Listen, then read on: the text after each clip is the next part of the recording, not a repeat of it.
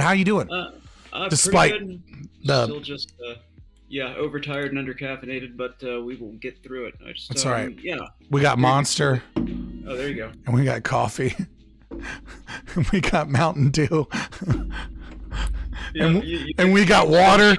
We got water, and if you want to know how deep the struggle is, we got chocolate covered espresso beans. I don't fucking play with my caffeine, sir. I am a fat, unhealthy piece of shit. I have to keep my mind sharp because it is the only thing on me that is still a well-oiled machine as of yet. We'll see how long that lasts before I finally realize that I gave up too much of my life on nicotine and sugar. I mean, yeah, I have no room to talk there either, my friend. I get it. All right. So yeah, I figured we'd just keep this light. I've got a couple of questions that we can probably go through, and then I can kind of take your answers from there. Maybe if I disagree with anything strongly, we can have a follow-up and actually have an in-depth discussion on the topic itself. I mean, yeah, I'd like to have an in-depth discussion. I mean, that was kind of what I was hoping for. Now, yeah, well, I think we'll kind of vibe it out and see where we're at. Yeah. You'll probably, so I'll probably have follow-up questions depending on what your answers are that'll allow you to go a little bit more in depth, and then I might go a little bit over where I stand on some of this, but So forgive me. I spoke to Revolt Rise, and he said that you were in grad school learning CRT. Whoa, Are you? No, not in grad school. No. I am very much self-educated on all of this. Okay. Yeah. So Revolt Rise said that you were studying this in school, and I was like, in grad school, and he said, yeah. No, I think that he might have miscommunicated, or you guys might have gotten your wires crossed there, but I'm not in grad school. All right. So this might be, but you seem to have a pretty decent understanding from the interactions that we had. Yeah, I mean, critical race theory. So I've studied quite a bit about the Frankfurt School, right? Yeah. Of Marxism. I pretty much know the trajectory that it all went down from there to get to critical race theory, or at least an America's version of critical race theory, right? Right. I mean, yeah, everything is going to be in the context of critical race theory within an American perspective, right? Not the importation of CRT into other areas. I don't even know if they have CRT. I know that they have critical legal studies, the thing that eventually turned into CRT. Yeah, critical legal studies is essentially the precursor. So I mean, at least for my audience, the way that I would reference this is, and this is probably going to trigger everybody on your side, but the way that I see critical race theory is one piece of a much larger umbrella of Marxist, Hegelian, Marcusean philosophy, right? I would say that the gay liberation front, that second wave feminism, that critical race theory, critical theory, obviously, critical legal studies, and many of these, what many on the right might call wokeness, right? That all of this, because I mean, intersectionalism, for example, right? Well, who first introduces intersectionalism? It's fucking Crenshaw, right? I mean, Crenshaw is introducing intersectionalism to take disparate groups and then pulling out the tying to Marxism once they bring it in, but all of the narratives are still there, right?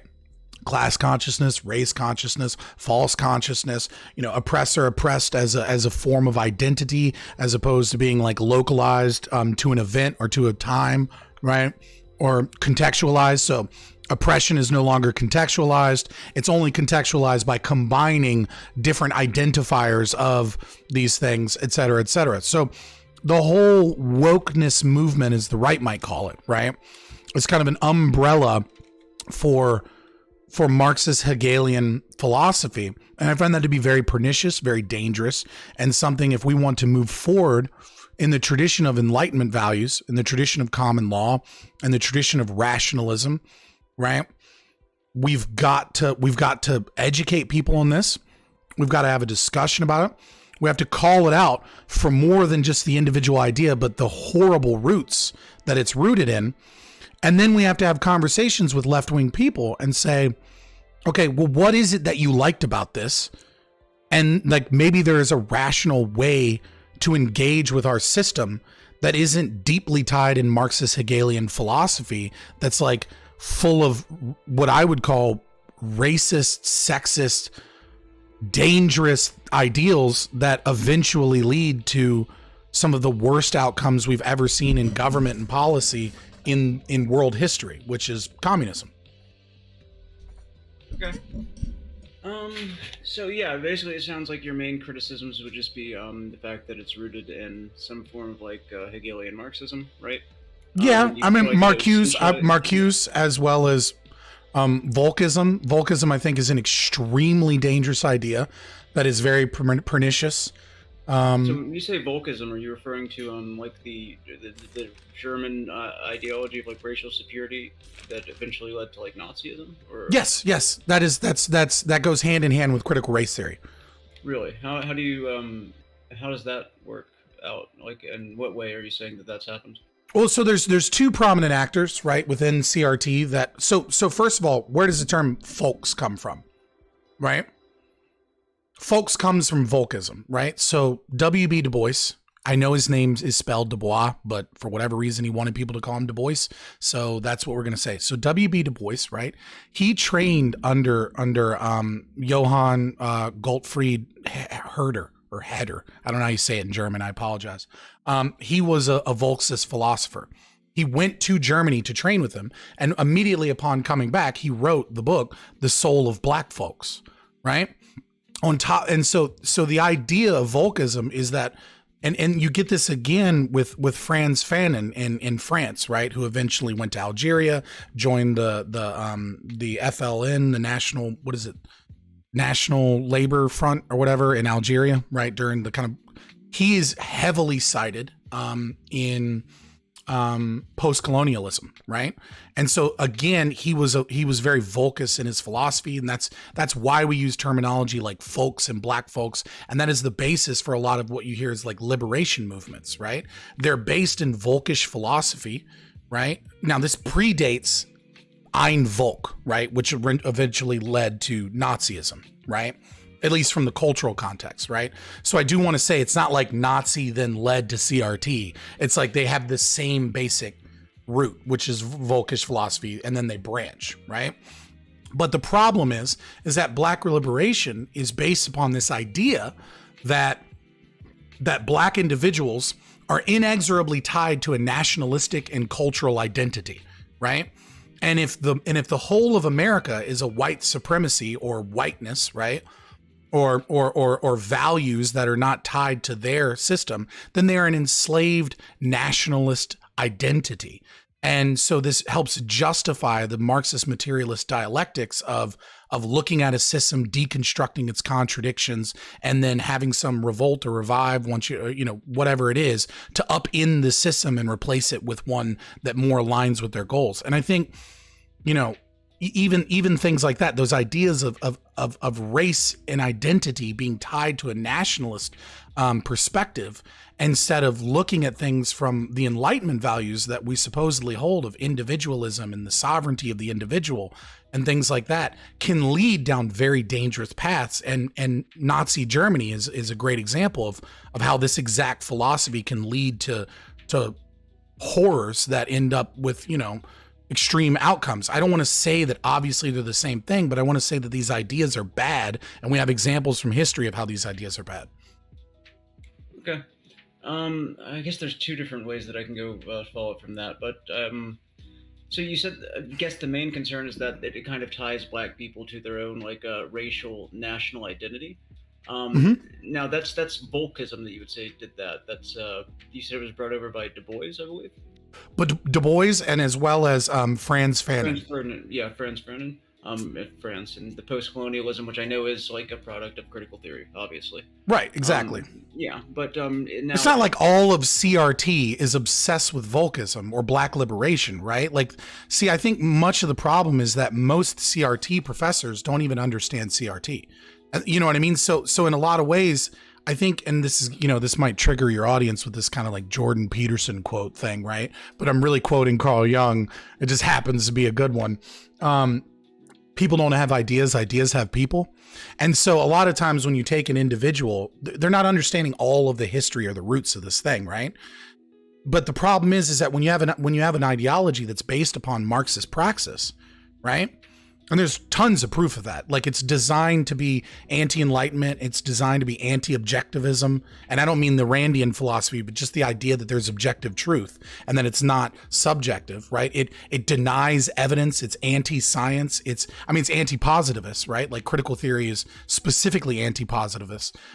So, I mean, when you put all those pieces together, one individual might not understand all the pieces of the puzzle, but when we allow the kind of the instantiation of the idea, you know, I think a great example of this is from Delgado and Stefanik, CRT and Introduction, 3rd edition, right? Quote, CRT may even follow the example of critical legal studies, which embedded itself so thoroughly in academic scholarship and teaching that its precepts became commonplace and part of the conventional wisdom, end quote.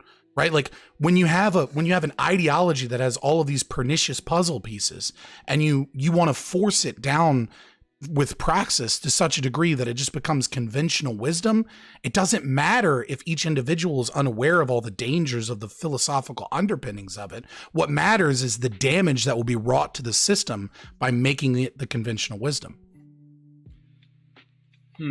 So I suppose that there have been definitely like branches of critical theory, like since the Frankfurt School to now, that have absolutely been anti-objectivism and sorry, not anti-objectivism, but anti-enlightenment to a certain extent, and definitely they have not respected objective truth. But as far as I can tell, with like critical race theory, unless you have like an example, it mostly seems to be what we refer to like in critical theory is like critical constructivism. Yeah, right? I have a Which quote is for you. Yeah. Same book, actually. So this is actually from the same book. So this is like kind of the gold standard in college teaching, right? Like, we're going to teach you CRT. So you get CRT in Introduction, 3rd edition. Another one. CRT questions the very foundations of the liberal order, including equality theory, legal reasoning, Enlightenment rationalism, and neutral principles of constitutional law, end quote. It is designed to use Marxist materialist dialectics to question all of those things and upend them. And those are their words, not mine. Yeah, I understand that Delgado is not good at wording things in such a way that it doesn't sound provocative. So what they're basically referring to there is the critical constructivism. What you're looking at doing is you question these things, you analyze them to figure out like what is true and what is based off of a pre-existing cultural narrative, right? So like it's not deconstructivism as in you're trying to like tear these things down, but rather you're trying to figure out, okay, well, we've been told that we receive these outcomes in the case of critical race theory, right? Because of X. So can we critically analyze that and maybe determine that that is not actually why we receive these outcomes and it's based on a historical thing instead? Yeah, but so the you're not problem really is that CRT openly espouses over and over and over again, right? That it's using a dialectic and critical analysis process. It's not just a lens to view something and say, like, let's find contradictions and then do nothing about it, right? Critical theory, all the way back to the Frankfurt School, right? Critical theory has, and critical legal studies and all of these things have specifically had praxis in mind when engaging in these things and saying, not just we're going to find the contradictions, right? But we're going to find the contradictions. We're only going to use an ideological presupposition that race is the answer, right? They deny all other evidence, and that's in their own works, right? They say that they deny other evidence, right? They assume racism to be the issue. Then they look for racism as the issue. Then once they find a way that they can say that racism is the issue, now we have to reconstruct, we have to synthesize, right? We have to reorder institutions such as Enlightenment rationalism and constitutional law. We have to reorder them so that they fit and the contradictions are maintained, but they're in their proper order, right? So this is Marcusean. This idea that we don't actually destroy the contradictions, we simply reorder them, maintaining the contradictions so that they're in their proper order and in service of creating a better state. And when I say state, I mean like nation state, not necessarily like state of being. Yeah. Again, that's just not been my understanding of it, and I've like read the 3rd edition with Delgado before, and. So yeah, like I just I have an example from Words That Wound, right? Another pretty foundational text. As critical race theorists, we adopt a stance that presumes that racism has contributed to all contemporary manifestations of group advantage and disadvantage along racial lines, including differences in income, imprisonment, health, housing, education, political representation, and military service. Right now, it's important to say that they say has contributed. Right, so like there's. To me, that looks like a weasel word. To someone that's more proponent of CRT, it might look like, well, yeah, they're saying there's a contribution there. They're not saying that that's everything. But when you read the literature, right, they're not talking about like, oh, here's these cultural differences. Here's these, like they're denying anything that isn't a narrative of historical oppression, standpoint epistemology from someone's story of racism, right? Or assuming racism as the reasons for, like, it's like the God of the gaps argument, right? It's racism of the gaps. Whatever we can't explain while specifically looking for racism is racism. Like, that's a serious problem. Yeah, well, and this is so my biggest criticisms of CRT, right, is the way that it uses the terms like racist and racism in a very non-colloquial way, if that makes sense, right? Oh, yeah, yeah. I think most righties, this would be probably the only thing that the right wing understands about CRT is the privilege plus power argument. Oh, that's not, most people who believe CRT would say that Robin DiAngelo is a dumbass for that one, to be very frank. To be fair, they'll make CRT smaller and smaller as they'll go, oh, whiteness studies, that's not CRT. Oh, post-colonialism, that's not CRT, right? So it's like, if you're an academic that, Robin DiAngelo obviously isn't per se an academic. She's a fucking rainbow capitalism chick that just goes to corporations selling fucking things to corporations that want to train their people and shit, which always fails and always makes their work environment worse. You and I would probably agree a lot with criticisms of diversity training and why it's bullshit and you shouldn't do it. But sorry, I'm not trying to dominate the conversation. I'll let you get back. But no, I was just gonna say, so like when we're talking about like racism in the context of that quote, right? We have to remember that I think Ibram Kendi in his latest book, like he laid out a glossary of terms for critical race theory. Oh, Ibram Kendi is one of the worst and most pernicious of all of these people. Well, he also had a chapter in his book about how you can in fact be racist against white people and what that looks like and how you shouldn't do that. So he at least gave the pushback that you're probably looking for to the Robin DiAngelo prejudice plus power bullshit. Yeah, but his basis upon that is based off of power dynamics critical analysis. Right, his basis upon that almost reaffirms her definition. He just disagrees with her interpretation of her own definition, which is the idea that you can't be racist against whites. He's saying like, yeah, you can, so long as the system of whiteness somehow. It's the same thing that the feminists do when they're trying to figure out how to get their enlightenment values that they've been given from birth and from the church and their Marxist values of privilege and power and identity and oppression narrative. When you bring up, let's say, homeless men, they're like, the patriarchy is the problem and the patriarchy is against women. How do I mar this with the obvious fact that like 3/4 of homeless people are men? And then they eventually somehow circle around to being like, the patriarchy did it.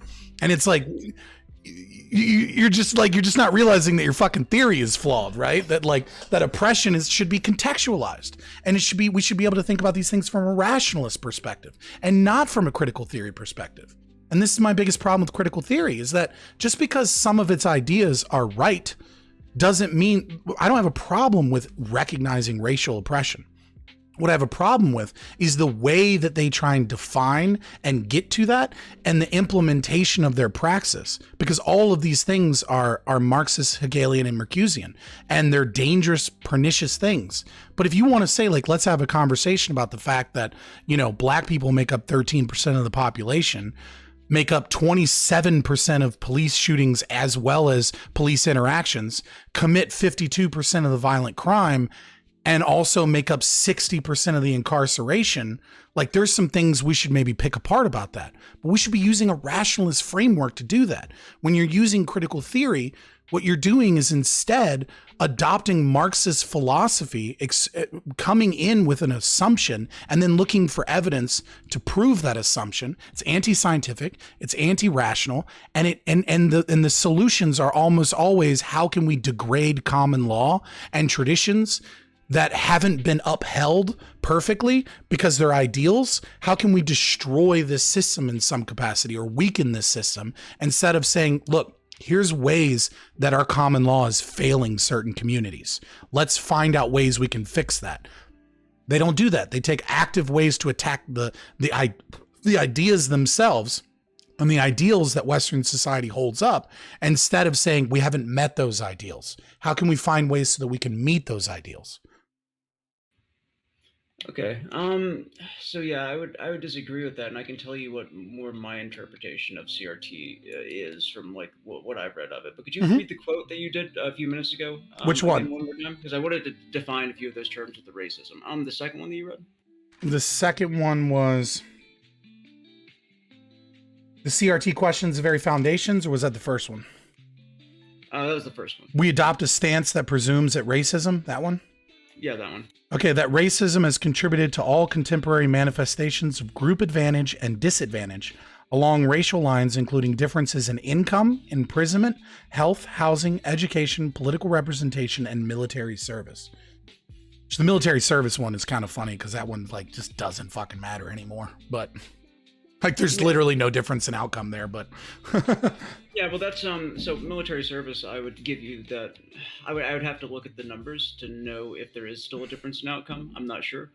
But basically, right, if we look at the definition of what these terms actually mean in the context of CRT, and this is why like I would agree with anybody who says we shouldn't be teaching this in K through 12 schools at this level with these concepts, because the language is very it sounds a lot more provocative than it is, right? So like racism would be considered a powerful collection of racist policies that lead to racial inequity. Well, right. That's That's Ibram's Kendi, right? Yeah, yes, you can't use the word in the definition. So if you're going to give a definition, you have to get rid of the word racial and racism and racist out of the definition. But then he goes on to define racist policies, which is any measure that produces or sustains racial inequity between racial groups. So a racist policy, right? It's not something that's intentionally racist. It's not something that is actually actually targeted at a specific race of people. The way that we would define it within CRT or that framework would be simply any kind of policy that leads to a disparate outcome between racial groups. So, right, that's a problem. That's a deep problem, because like what if so let's look at it from an easier to understand perspective. Let's go into sexism, right? So what happens when 92% of all individuals working in engineering are men? Is that because of sexism? Well, if you're looking at it from a CRT perspective in race, you would say, well, that's racism, right? If you're looking at it from a feminist perspective, you would say, well, that's sexism. No, that's literally just differences between men and women. Men tend to like to deal with things. Women tend to like to deal with people. STEM has tried deeply to get women in engineering, but women don't want to go into engineering. It's fucking boring for them. And they don't care about the fact that it makes more money. They want to do jobs that are interesting them and work with people. Men, on the other hand, they like doing things that deal with things, right? They're not as keen on average as dealing with people. And they tend to value money more than women do, as opposed they have less of an issue of, let's say, going to a job that they hate and making good money than a woman does. It's a difference in values that you could say, to a certain extent, could say are socially constructed. But in terms of differences between genders and people, we've done the research and we know that the more egalitarian a society is, the greater that difference is. So Rwanda, for example, has some of the lowest disparities between men and women in engineering, and the highest disparities are the Nordic countries.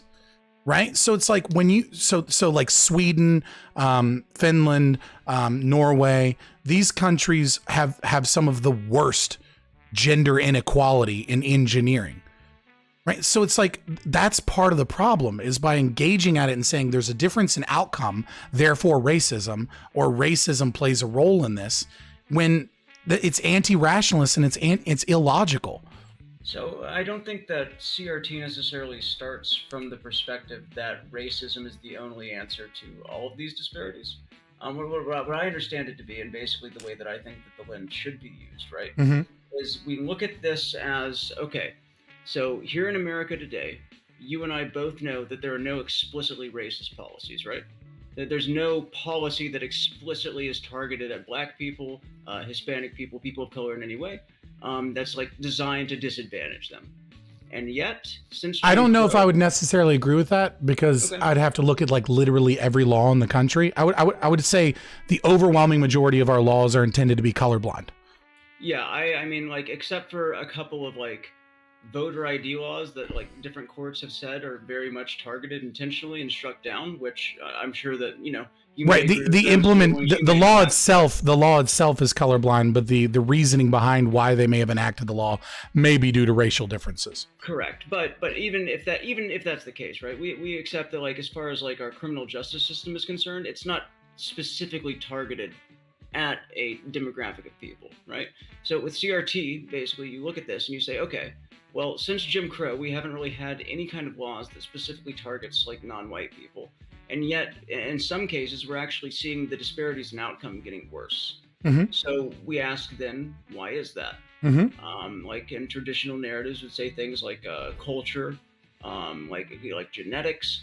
And I mean, these are definitely arguments that can be made.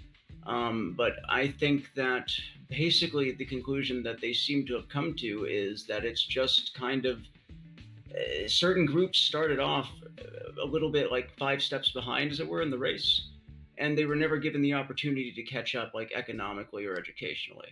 And that's kind of compounded in on itself generation after generation, and in some ways gotten worse since the end of Jim Crow. Yeah, I have no problem with that.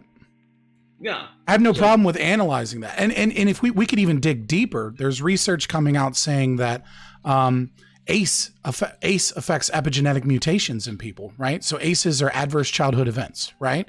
And so when you look at people that live in, let's say, poor housing in inner cities or in, trailer parks and things like that, that are, groups of people, be they racial or be they, Appalachia, right? That are less likely to have a father in the home, things like that. All of these things can have developmental issues on people, right?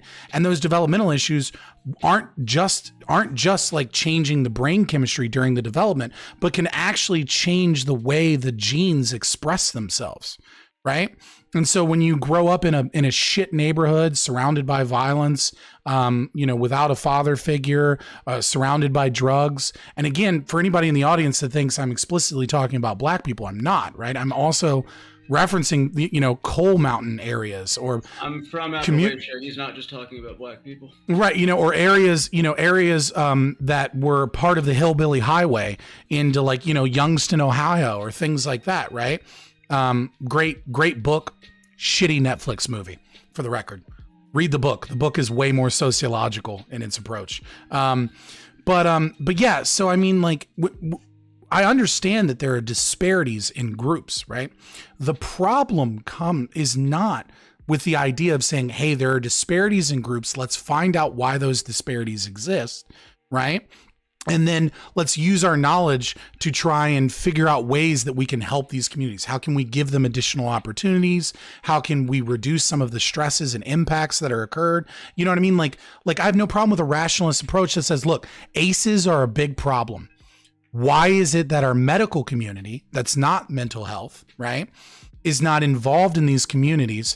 Why are we not using the school system to encourage children to go to the doctor? And why are doctors not talking about psychological trauma and getting that shit figured out at an early age? Because we know that individuals that have 3 or more ACEs are 1,200% more likely to become addicted to heroin, for example, right? Like, we know that these things have problems. That's not the issue that I think anybody has with critical race theory. Maybe you got some fucking ethno-nats or something that are like, fucking Black people have an average IQ of 85, or, some fucking weird, some groypers or something, right? Like, sure, they have different things. But the overwhelming majority of the conservative movement and the more right-leaning libertarian movement is either with the philosophy or with the policies and actions that they don't understand are tied to the philosophy. So I guess then my question would be, what specifically about the philosophy do you feel like contradicts that? And is this really probably just a semantics thing at the end of the day? Because I mean, so I don't know anything about the epigenetic markers. I'm from Appalachia. I can vouch for the fact that what you're saying is true. I had a fucking heroin problem there for a couple of years. This is all very accurate, and it's not. Good night, Casimir. Yeah, I feel like a lot of it could very easily just be environmental, which is kind of why I shy away from wanting to really talk too much about genetics, just due to the fact that even if we do say like maybe 20% of the outcome is based on genetics, 80% of the outcome is based on an environment, right? I think it's just much easier to solve for environment, even if it's 50-50. Like solving for genetics, I just feel like that's a very difficult thing to do. Yeah, so I mean, there's a ton of problems I have in the philosophy, right? Like, I mean, I've kind of hinted at quite a lot of it, right? So, I mean, where do I start? So, from Marxist materialist dialectics, right? So this is a quote from Marx, and I think you see this, right? This is an idea that Marx puts forward about social constructionism, right? It is not the consciousness of man that determines their being, but that their social being determines their consciousness, right? So when you are a liberal, right? And I don't mean liberal as like the Reagan kind of pejorative used to describe anybody that votes Democrat. I mean liberal as in classical liberalism, the idea of individual sovereignty, the idea of private property rights, like these things that led to the Enlightenment and these things that led to the foundation of our Constitution. Like probably the strongest liberal document is the Bill of Rights. When you are a liberal and you understand that the CRT and critical theory is based in this idea of favoring social constructionism over sovereignty of the individual, that is a problem. It makes it difficult to engage in colorblind legal legislation. It makes it difficult to engage in common law. It makes it difficult to use rationalism. It makes it difficult to use behavior as a determining factor for outcomes, right? And instead becomes a conversation about racial oppression, about identity, right? Which is another Marxist philosophy of using the oppressed oppressor narrative, right? Now, obviously, Marx is talking about class consciousness. But I mean, if you read critical race theory, it's all false consciousness and race consciousness, right? They literally just changed the term. The Frankfurt School it developed cultural Marxism, right? And for anyone that gets in a hullabaloo about they and them and how this is like a shill to the anti-Jew crowd, I just want to say a couple of things with that. Number one, cultural Marxism is an academic term, right? It is a term that just means taking Marxist principles and using them to explain societal and cultural differences, right? As opposed and elite power theory and things like that, and how the elites kind of maintain a system of oppression based off of cultural tendencies and not just, let's say, economics. And this is started by Antonio Gramsci that goes against, in his prison notebooks, that goes against the idea of Marxism, saying that it fails to explain all of the cultural institutions and racism and sexism and things like that. This gets adopted by the Frankfurt School once they realize that communism is crashed and burned, and they have to fix communism. They have to fix Marxist philosophy. And so what do? They get together and they say, well, capitalism's horrible, but Marxism has all of these holes. Let's fill in all the gaps of Marxism and we'll create critical theory. So one way, so the actual academic term that they have for it is, because I know what you're referring to. It's Marxist cultural analysis, right? Right. Okay. So yeah. It's critical analysis engaged in cultural items. Yeah. But I'm just saying that it can get you out of a lot of trouble in the future if you just say Marxist cultural analysis rather than the cultural Marxism, which is. I prefer not to use the terms of the enemy. Yeah. Well, I mean, that term is somebody that I would hope would be your enemy is that Michael Michian, I can never pronounce his last name, guy that in 1992 wrote the New Dark Ages thing. That tried to basically tie Marxist cultural analysis, and then he referred to it as cultural Marxism, which was, the anti-Semitic conspiracy. Either way, I know that you're not dog whistling about Jews, so we can move on from that. Yeah, I mean, if you actually want to read some really interesting Jewish texts, one of the things that I think has been the greatest travesty in in academic study of history and of analysis of like where Jews have played their role in that, has been the silencing and the censoring of Alexander Solzhenitsyn's 200 Years Together. Now, he wrote the book, The Gulag Archipelago, which I think most people are very familiar with, right? It's a Nobel Prize winning piece of authorship as well as Pulitzer Prize, for basically defeating communism, right? But he also wrote another book that is constantly being accused of being anti-Semitic because he dared to do his best to try and tell the history of Jews in Russia, and placed some blame on the Jews and placed a lot of blame on the Russian Tsar for their oppression of the Jews. And that second half gets totally ignored because right-wing crazy people blame the Jews, and it's like we're not able to have an honest conversation about the history.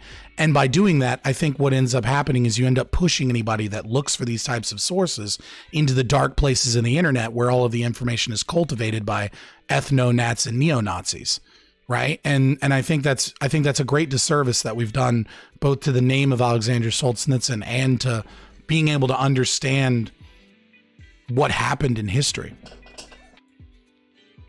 Yeah, I mean, I'd have to read it to see how valid the criticisms of anti-Semitism are. I can see if I can get you a good copy, because most of the copies are personally translated, because no publisher in America will touch the book. It's definitely a spicy book. It's not something you want to read or talk about too much on stream, because a lot of academics have accused of rampant anti-Semitism. But I've read it, and I don't think it's as anti-Semitic as people are assuming it to be. Yeah, it looks here like basically the criticisms are they just ask for like Jewish people and Gentiles to share like responsibility for the treatment of Jews in the region, but then also yeah, he downplayed the number of victims of an 1882 pogrom despite current evidence, failed to mention the infamous Bellis affair, 1911 trial in Kiev where a Jew was accused of ritually murdering Christian children. So, I mean, yeah. Yeah, he left out a detail and he downplayed some numbers that they say he should have known at the time. I don't buy that. Yeah, I think his information was just wrong on some numbers on one event, and I'm not talking about the 6 million number, guys. Relax. Yeah. No, I mean that one I would hope that one. On the same page. Yeah. That one is the unquestionable number. Yeah, if not, then I have some books that you can read that will help us out there. But shit. I would love to at least look at it and see what's going on with that, because it does sound interesting. But yeah, so back to CRT. It sounds like. So here's my thing, right? Is from what I can tell, like there are parts of like critical theory as they branch off over the years, because there's just so many different parts of critical theory at this point, and so many like disparate schools. And like I said, with the critical legal studies, right? For example, like there was a British version, there was an American version, like there's a French version. Like these are things that like each of them have like criticisms that you can make of them, but they're very different in the way that they. Right, but they all maintain some of the basic things that I'm avidly against. Anti-positivism, I think, is one, right? They maintain the oppressed-oppressor narrative as a form of identification. That's the other, right? The other one is dialectics, right? As a means of analysis, and they maintain praxis. They maintain that it is okay to not be objective as an academic, and that it is okay to lie as an academic and to obfuscate the truth, so long as whenever you have a conflict with your political goals. And all of those are extremely pernicious and dangerous to our institutions. And it doesn't help us have progress. Instead, it holds us back from progress. So do you have an example of where it says that it's okay to lie? And then I wanted to address the rest of those as well. But yeah, sure. We can. Let me find. I have a quote for you. I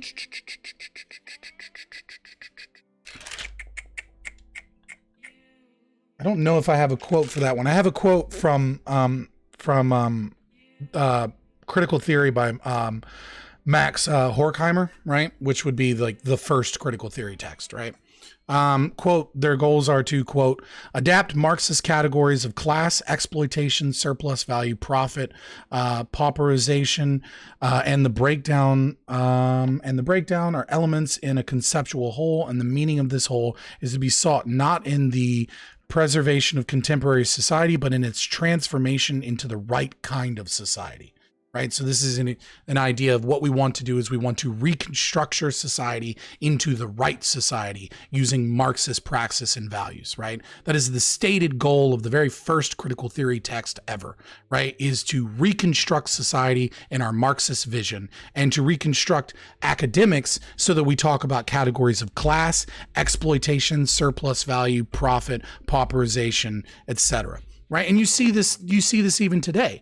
Our academic studies, if we do a standard study on, let's say, any number of things, and they ask for demographic data, they don't ask for culture. They don't ask for religion. Right. Only in studies where they find that that's pertinent do they ask for those things. First thing they ask for is race, sex, gender, socioeconomic status. Right. And these things are some of the successes of critical theorists to push a narrative that these things and these identifiers are more important than culture, than religion, than the demographic area of which you're from. Right. Like whether or not you're a Northern Yankee, like read any poll and there's almost no poll mentioning, oh, these people are all from New York. Right. Instead, they say, these are the Republicans, these are the independents, these are the Democrats. Here's the breakdown of race, sex. Here's the breakdown of age, right? Like these are the demographics that we find, socioeconomic status, these are the demographics that we find are important. And more often than not, they ignore things like location. They ignore things like how their culture might differ. They ignore things about like religious values and things like that. Those are only in the more detailed Gallup polls and things where they branch out. I think you see this as a means of how critical theory is won in many ways in academia by restructuring the way we even conduct science from a Marxist lens of interpretation of what demographics are important and what things are less important. I'm trying to find the one where it says that they can lie, because I'm almost certain that I wrote down at least one quote. What is this? Passively motor the performance. Oh, this is some fucking... Oh, this page right here is from another debate. I was like, what? Sorry, I apologize.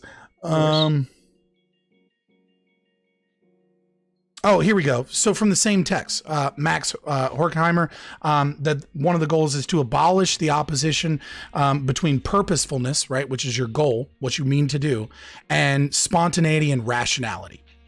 Right. And he goes on in a really long text from that to explain how, rationality can get in the way of your goals, and that objectivity is actually biased by your own subjectivity, and so that we shouldn't trust the objectivity because it's informed by your bias. And what's more important are the goals of transforming society that is against social injustice, and to use a Marxist lens to critically analyze the contradictions, right? So it's back to the dialectics, right? So it's a stated goal of critical theory from the very beginning that subjectivity and your Marxist praxis is more important than being objective or rational. And this is carried through in CRT. I don't know if I would... So I'd have to be able to read what you're quoting to really pull it apart. I'm not much of an auditorially able to do that, especially just with how tired I am right now. But I feel you. I'm hopped up on caffeine, boy. Yeah. I'm sorry. No. I'm sure your chat is going wild. Like, call out this bullshit. Oh no, they're pretty. Yeah, they're actually pretty chill. I think that they understand. I want a chill chat. How do I get a chill chat? You be chill. It's pretty. Oh, fuck. I'm not chill. I do a lot of blood sports these days. That's unfortunate. Yeah, no, I try to stay away from it. I don't think that anybody is ever like trying to engage in bad faith, or like, I think that most disagreements 99% of the time come down to semantic. Superpower broadcasting. I just defeated your argument. Okay, yeah, fair enough. Never mind. BTFO'd. Oh, how dare you! I'll take that W. How dare you disparage the great kingdom of Saudi Arabia? God damn. You have liberty in your name. Why are you not for invading Iran? Yeah. I had no idea. Dude, I got stun locked on that. Like, legit. I was just like... It's ridiculous, dude. Oh, fuck. I don't know, man. Yeah, I guess what I was gonna say is that I don't see where it's necessarily, first of all, I don't see where it necessarily essentializes people into oppressed oppressor groups, but I do see that to a certain extent, but when it does so, it seems to be in the interest of, like, calling these things out as socially constructive, and then seeking a way to, and this is why we call it critical constructivism, deconstruct the parts that are, like, not objectively true, right? That are more passed down through culture, or an alternate teaching Right. of history by So the take that, class. take that. Where are those words coming from, right? What words? Deconstruction. So You're aware where that's coming from, right? You know it's coming from dialectics. yeah, of course. Right. The difference between, like, deconstructivism, right, and critical constructivism is with deconstructivism, you're basically taking the position that nothing is true and everything is socially constructed and it all needs to be just, like, torn down. And then, like, Marxism will come back in its place, where with, like, critical constructivism, you're starting from the position that there is an objective truth, right? And that some of what we do know, or what is considered to be conventional knowledge, is true. But you're applying a deconstructed lens to kind of find the parts that have been historically manipulated, culturally manipulated, by a hegemonic class, and then you can pull it apart from there, if that makes sense. I would like to read literature that, if you have something that says that, because it has not been my, and I've gone into the literature pretty deeply. I think we can both agree to that. Yeah. It's not been my, see what I'm hearing from you is Hegel, right? Which is before Marx. I'm hearing this idea that, you know, we can understand and maintain the status quo and say that the status quo is rational, based upon a historical analysis of deconstruction and reconstruction, right? The problem is Marx comes after, then Marx influences all of critical theory. All of critical theory, critical legal studies, and critical race theory mention over and over again their Marxist perspectives and their Marxist philosophy. And then you're saying, well, no, but critical constructivism, right? From these same people that are Marxists, that have these Marxist ideals, well, they just compartmentalize that Marxist dialectic and they go back to Hegelian dialectics. I don't see that.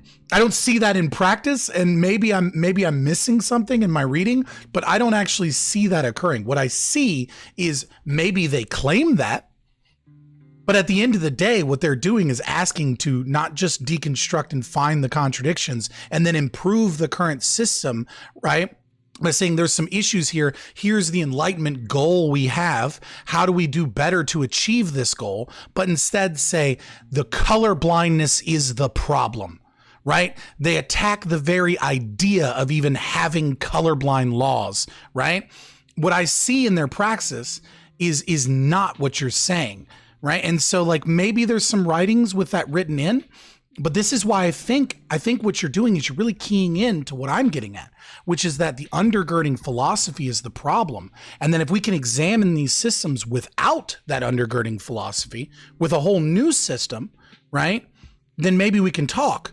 But so long as we're using Marxist dialectics to review these systems, the Marxism sneaks its way in one way or the other, because we're not even thinking about philosophy when we're engaging in praxis.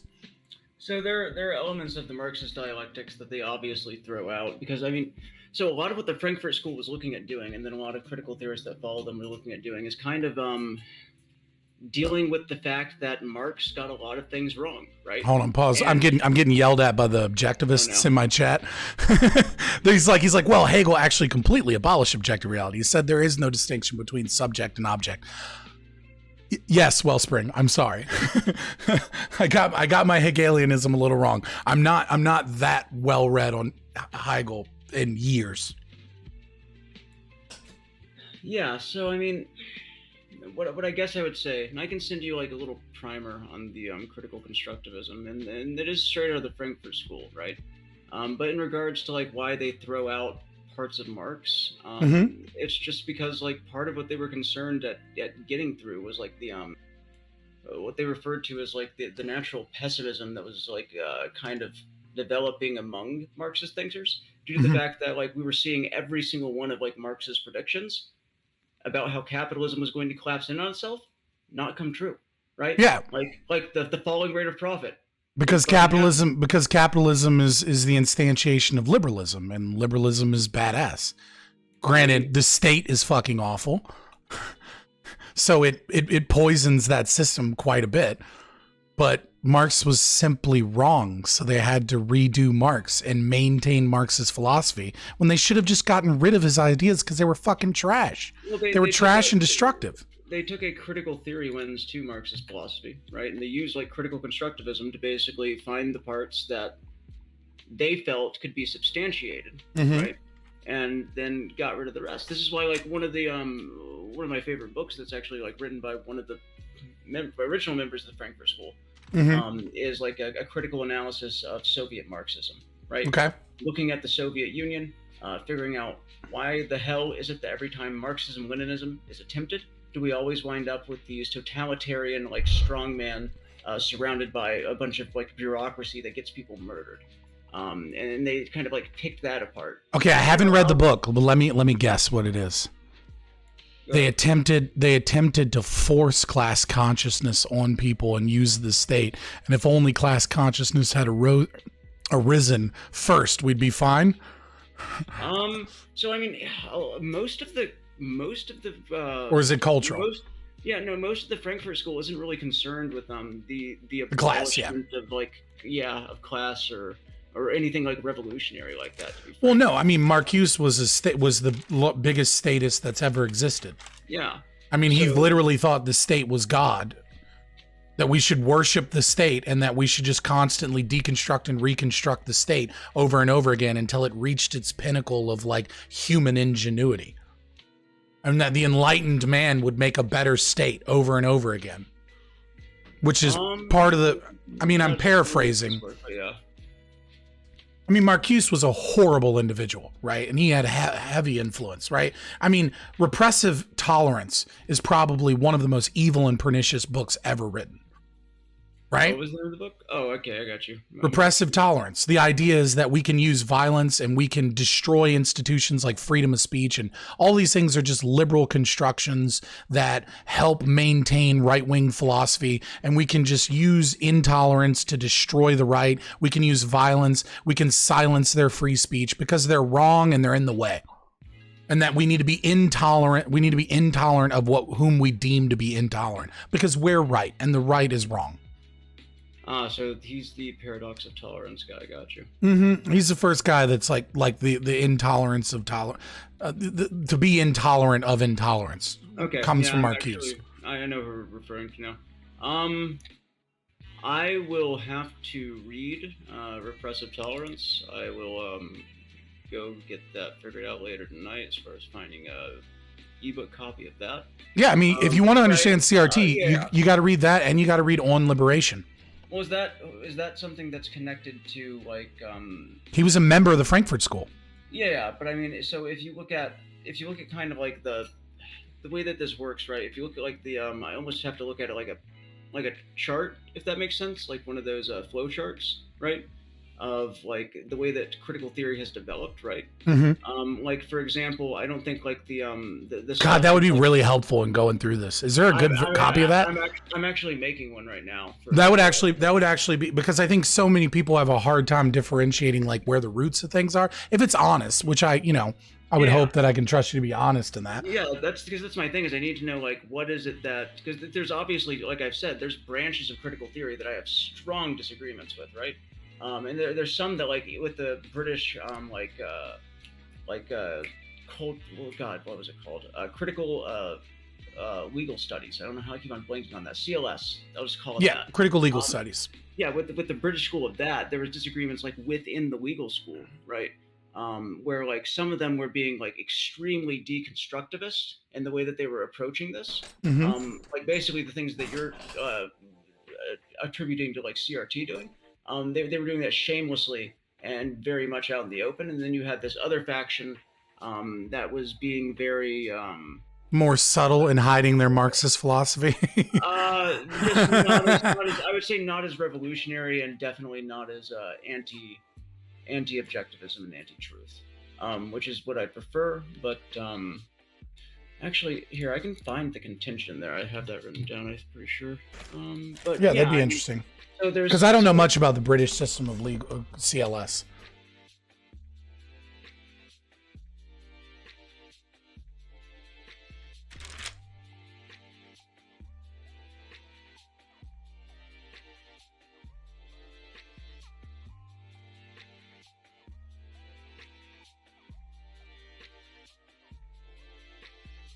I mean, there's yeah. So there was basically there was uh, uh, there was a number of fault lines in the like community of the British like CLS movement.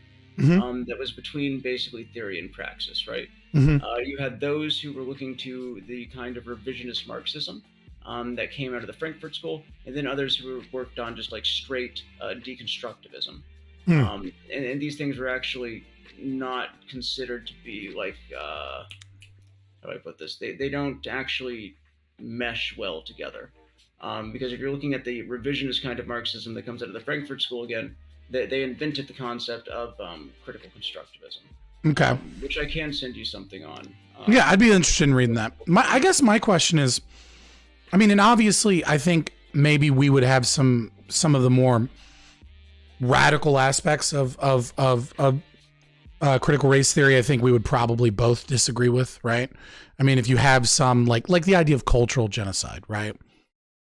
I mean, do you like that comes from Gotanda and and is based in black identitarianism and this idea that like any amount of disparities amounts to cultural genocide and amounts to a genocide of blacks in America, like that, just that type of language is being extreme, right?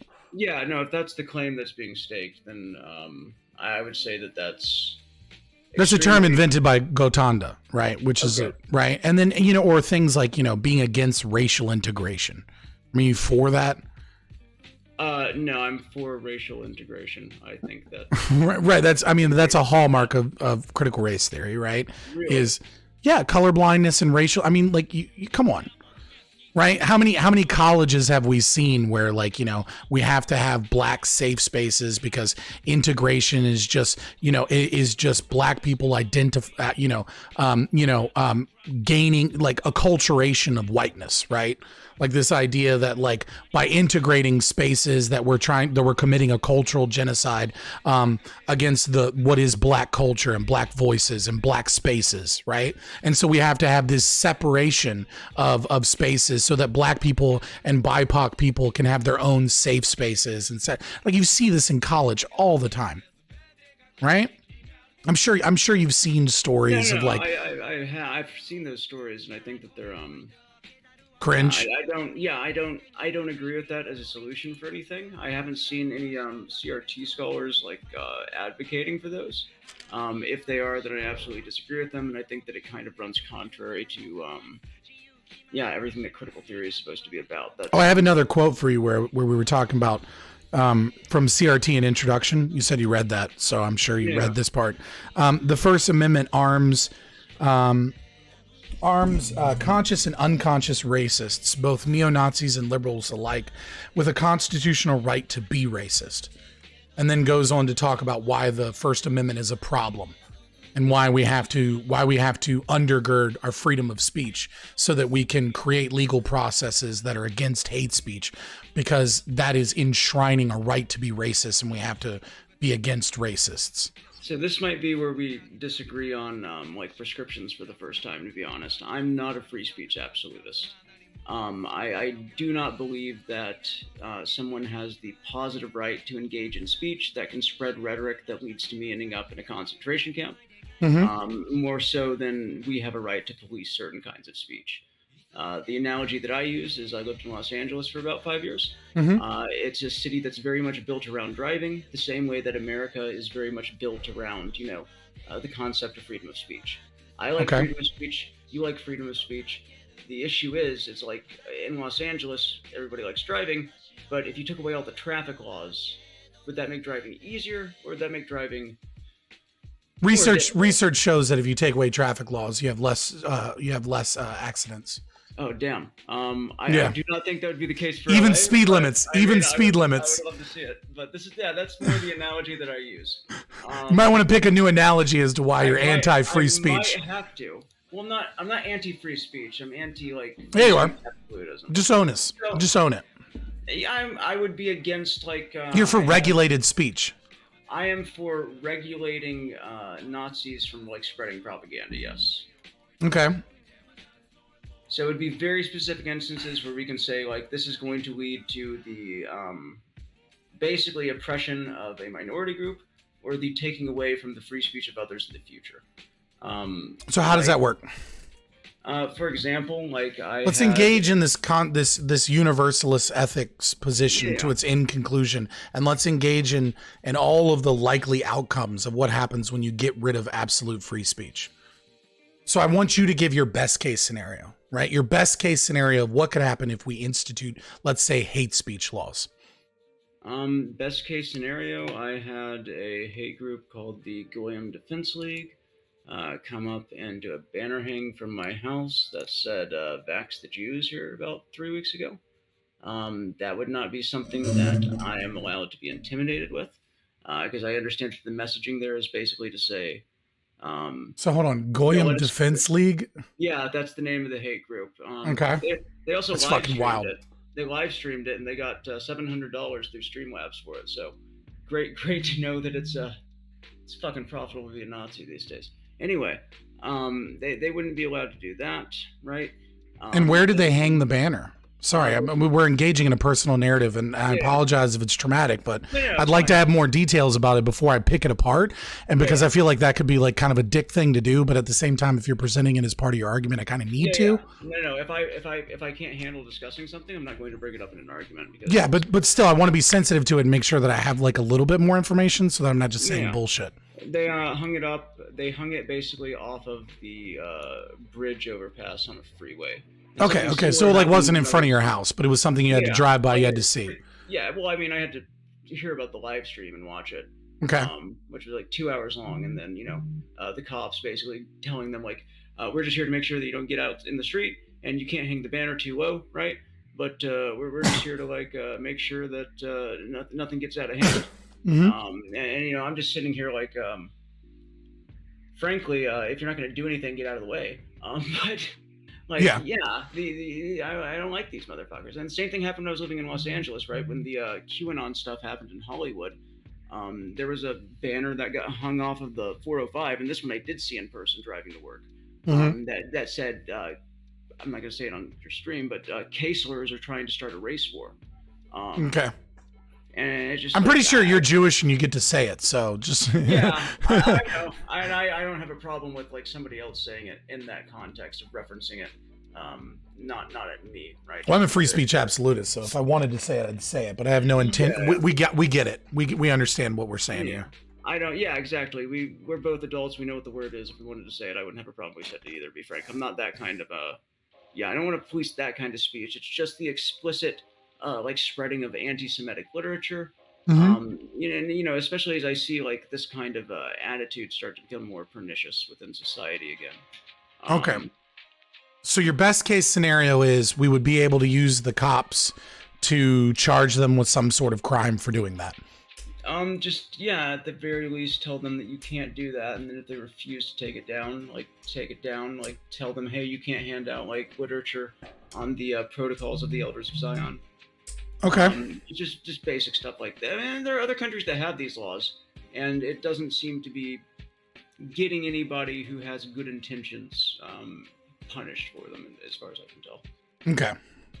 So, a couple of things. First of all, I thought you were an anarchist. No, I definitely don't call myself an anarchist these days. I thought, okay, so you still have some syndicalist leanings, or?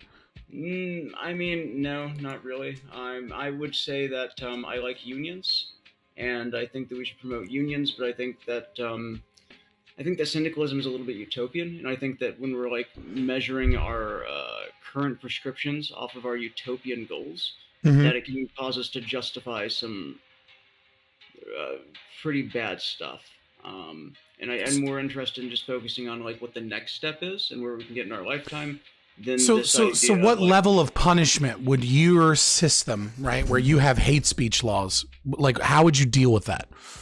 How would you deal with people putting a banner, let's say, on a freeway, which is, public property? I mean, obviously, my system wouldn't have public property, but but so public property of a banner that says, vax the Jews, or is intended clearly to have some form of intimidation against a specific racial group.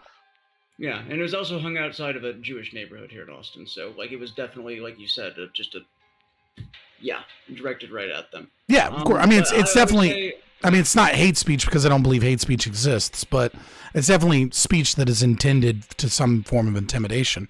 yeah. I would say that they should be fined, required to take some kind of. No, I'm not even gonna say they need to take some kind of like racial sensitivity class because we already know that diversity training doesn't work. So I don't know why that would on a Nazi. They should be fined heavily. Like they should be told that they have to take it down. If they don't take it down, then they should like be, punished for like whatever we currently punish people when they don't follow instructions from the police to stop doing a crime. Right. Which I believe would just be basically failure to comply or resisting arrest. But ideally, just told to take it down and possibly fined, I think is more than apt at punishment. I don't want people to be thrown in jail for these things, and the reason for that is that which they have to be at some point, right? Like if you're going to involve the police, some people eventually are going to end up in jail for it. Yes, if you refuse to comply, that's a very different story. But right. So if they repeat, if let's say they're a free speech absolutist, right? And let's say they just say, I'm going to say it now, even though I'm not a racist, just because I disagree with your fucking position that you can begin policing speech. I'm going to do it over and over again until you force me in jail. Some people I'm sure would do that. I might even do that if I didn't have kids, right? I might literally go to your neighborhood and just put up banners every single day that say horrendous things against Jews and refuse to pay any money just so that you can put me in jail, just so that I can get, some Patreon money and some money sent to me so that I can get a lawyer to come in and hopefully fight against this authoritarianism. I mean, at least from my position, right? I'm not saying that that's what it is. That's just something I might find myself doing in that position. Yeah, no, I understand. I would say at that case, like, I don't understand if we're only going for people who are saying, like, if the free speech, if the policing on hate speech got to the point where it was like affecting the type of speech that you would engage in to express, like, say, so you're talking about having a constant negotiation about what is and isn't hate speech in society. No, it's not really a constant. It's just anything that like we can show kind of well, hate is going to be subjective. There's going to be gray areas, right? It's going to have to constantly be litigated at an individual basis from time to time to determine what motivations are and aren't hateful. You know what I mean? Like, right? No, I think that the like implication that a certain group is trying to start a race war and considering like the prescription. Yeah, there's extremes. There's extremes, right? But then there will be things that are gray areas. Yeah, I wouldn't go for the gray area. Like Mark Meacham, right? Like making a YouTube video in the UK where his pug says gas the Jews, and his pug gets excited to go because he thinks that means let's go for a walk outside, right? And then he makes a YouTube video of him watching a Hitler speech, and he says the entire time, I'm doing this because I think, my girlfriend loves this dog, and I think it'll be hilarious to make this dog anti-Semitic. Yeah. Right? That's a gray area, obviously. I wouldn't want to put any kind of restrictions on humor or art, right? But I think that there's a very distinct difference between that and like Nazis marching down the street saying the Jews will not replace us and like banner hangs. Yeah, exactly. That's what I'm saying. There's and then there's presumably something in between. I would have to hear the example, but Exactly. So that would be the problem. I think those are very black and white different things. I don't think they are, but let's engage with this kind of anti absolutist free speech. I'm trying to steel man you as much as possible, and I tried to give you as much time to explain what it is that you're thinking here. If there's anything you'd like to add, feel free to interrupt me or anything you disagree with. But see, the problem I have here is that you've taken an unprincipled position, right? You've taken a position that says, I'm going to engage in an ethical situation where some violations of liberty are acceptable because I believe that those people are infringing on the liberty of others, right? Or at least on the feelings of others, right? So you're taking No, I would go so far as to say the liberty of others. Okay, so you have less freedom, which is the ability to do something because of the psychological trauma, let's say, of walking out of your front door and finding things that are designed to intimidate you. No, I think that this rhetoric in the past, especially for like Jewish people, has consistently led to us being like violently oppressed and yeah, but that's not hate speech anymore, right? Now you're talking about a completely different behavior and a completely different act. Well, but it starts with the spreading of the anti-Semitic conspiracy theories, like generally speaking, whether that be like the Middle Ages that this was happening. Okay, racism leads to hate crimes, and allowing parents to educate their children instead of allowing the state to educate their children will lead to more racism. Therefore, we can make it illegal to homeschool children because the state won't teach children to be racist. Like, you can't make an argument that says that this thing leads to this thing, therefore it's illegal to make this, it's okay to make this thing illegal because of the possibility or probability of outcomes in the future. This is where consequentialism is so deeply ingrained in your ethical system that you're actually okay with saying that this thing leads to this thing, therefore I'll stop this thing, even though it obviously doesn't always lead to that thing. Some people just say hateful shit and there's no consequences. Yeah, sometimes, but I think that there is no, so there's utility in homeschooling your child, right? Also, for the record, if we're going to ban that, then we should ban all Marxism, because Marxism tends to lead to starvation and genocide. Well, in some cases, but as we've established, there are other schools of Marxism that are very... Right, but you're okay with it so long as it's against hate speech because it leads to violence against the Jews, but it's like, hey, you know what else leads to violence against the Jews? Marxism. So, let's get rid of critical theory. Yes, so that's what I'm saying, though, is that critical theory deconstructs the kind of Marxism, like the one in the Soviet Union that I was talking about, and actually pushes back against it. And that's why I think that it's a very useful version of Marxism to have, because it's not revolutionary, it's not essentialist like that. And similarly, right, if we were going to make that criticism of Marxism, I would make the same criticism of Nietzsche, who I know that Jordan Peterson is a fan of. I'm a big fan of Nietzsche. Yeah. What criticism do you have of Nietzsche? Well, I mean, saying that Marxism can be reduced down to Marxist-Leninism. When Marx was dead, years before Lenin was even a part of the picture. Hitler was a big fan of Nietzsche, right? So if I wanted to be uncharitable, I could very easily say, well, you know what? If you are a fan of Nietzsche, then you're always going to end up in a position where you're defending Nazism, right? Well, two things here. One, you're just wrong, because Nietzschean philosophy was twisted by his sister, and works were published under his name that weren't his works, right? Nietzscheism, yeah, sure. Hitler was a big fan of Nietzsche, but he was also a big fan of Marx, to be fair, and talked about Marxism and socialism avidly because fascism is a form of syndicalism and socialism mixed together, with right-wing identitarianism and cultural values, right? It's a mishmash of all the worst shit, and you get fascism and Nazism, right?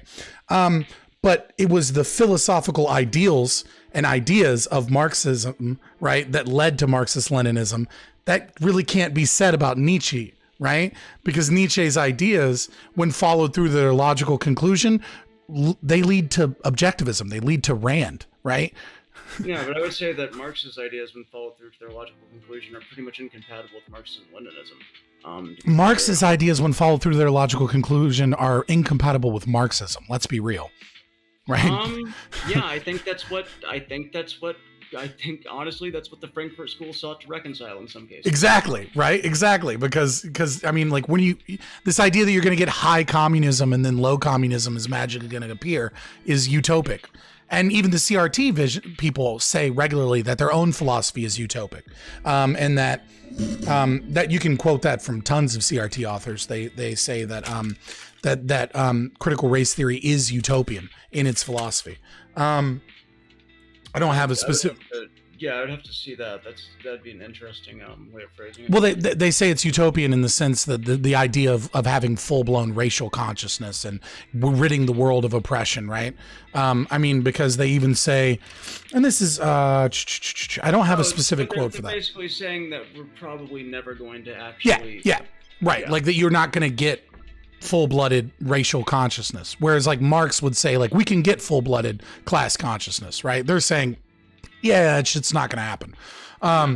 We're just going to keep running the systems and destroying the legal systems and common law and Enlightenment rationalism and liberalism until we can have our mishmash of Marx and Kant and Hegel and Marcuse and postmodernism and post-structuralism all kind of thrown together in this leftist philosophical consequentialist thing, and it's going to get better and better as the state improves itself. I mean, I find that to be absurd, and I think you should stick to your principles. And I think the best example of that is your idea of these hate speech laws, right?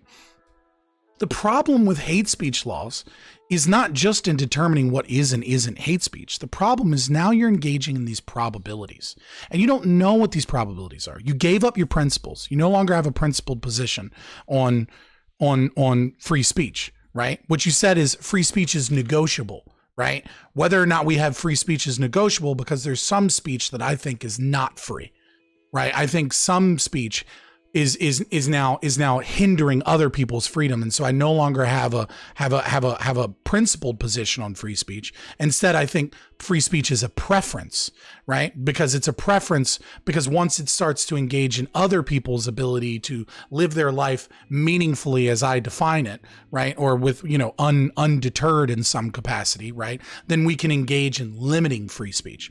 And there's a massive amount of roads that we can go down as to how that can become horribly destructive, right? You start undergirding these philosophical principles, then all of a sudden you're in a negotiation with the state about how much can we limit people's freedoms.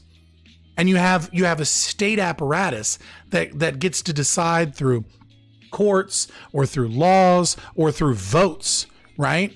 About how much power they have to limit your ability to speak, right? So there's the chilling effect, right?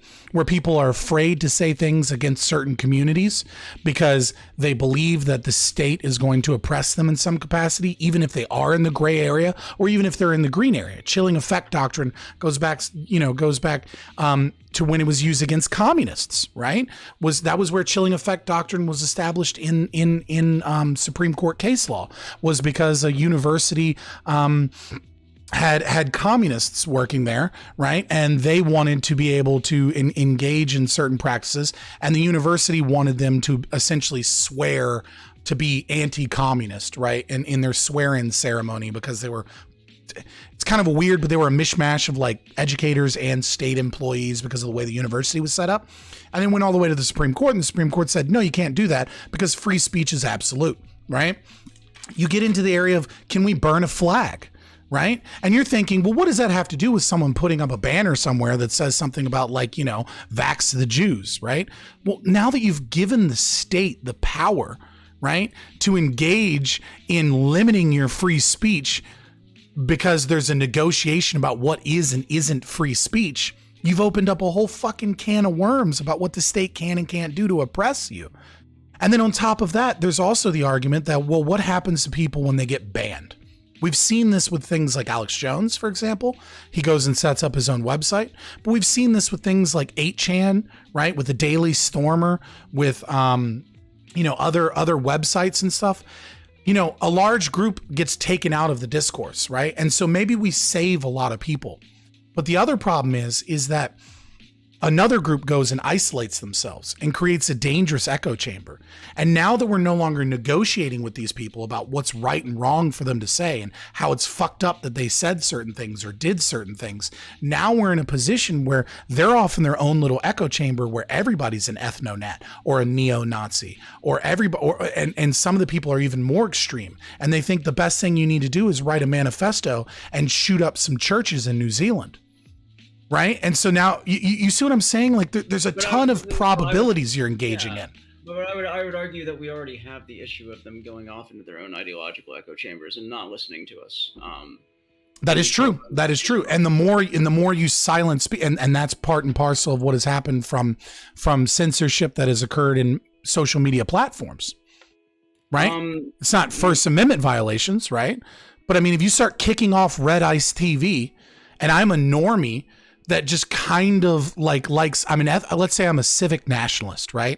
And I think we should have strict border control. And I'm not quite far right, but I'm kind of like that old school Lauren Southern kind of like alt-light, right? Yeah, and one of the YouTube, I wouldn't equate civic nationalism to being adjacent to alt-right or even ethno-nat or any of that. I said alt-light.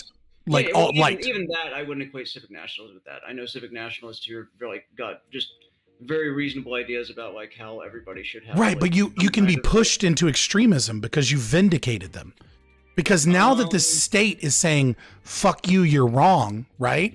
Now that we can't talk about these things, what ends up happening is instead of having a discussion that says, here's why you're wrong, and let's talk about it, what you've now done is you've now said, you said the no word.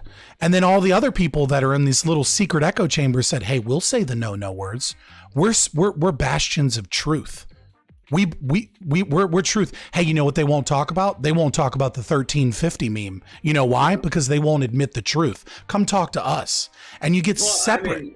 I mean, I'm not talking about the 1350 meme necessarily. Like that would be a whole nother conversation. But I'm talking about the ways that free speech laws but these radicalize people. Well, but that's the thing is that these countries that do already have these hate speech laws, they have like lower rates of hate crime, and they also have less people getting radicalized, as far as we can tell. Okay, yeah, America, yeah, but see, the problem is that you're trying to compare America to Europe, and our demographics are totally different, our culture's totally different, right? Well, like, I mean, it's difficult to do that. I would have to find a study, but I'm sure that there are other countries in the world that are pretty free speech absolutists that aren't just America, and you could probably see that hate groups do perform a little bit better there than they do in countries that have these like laws. And I'd agree with you that it would be concerning for me if I saw them start to go down the slippery slope that you're referring to for those cases. And that's something that I would obviously, be out there pushing back against. Right, but we're engaging in the problem with consequentialism and utilitarianism, right? Which is probability.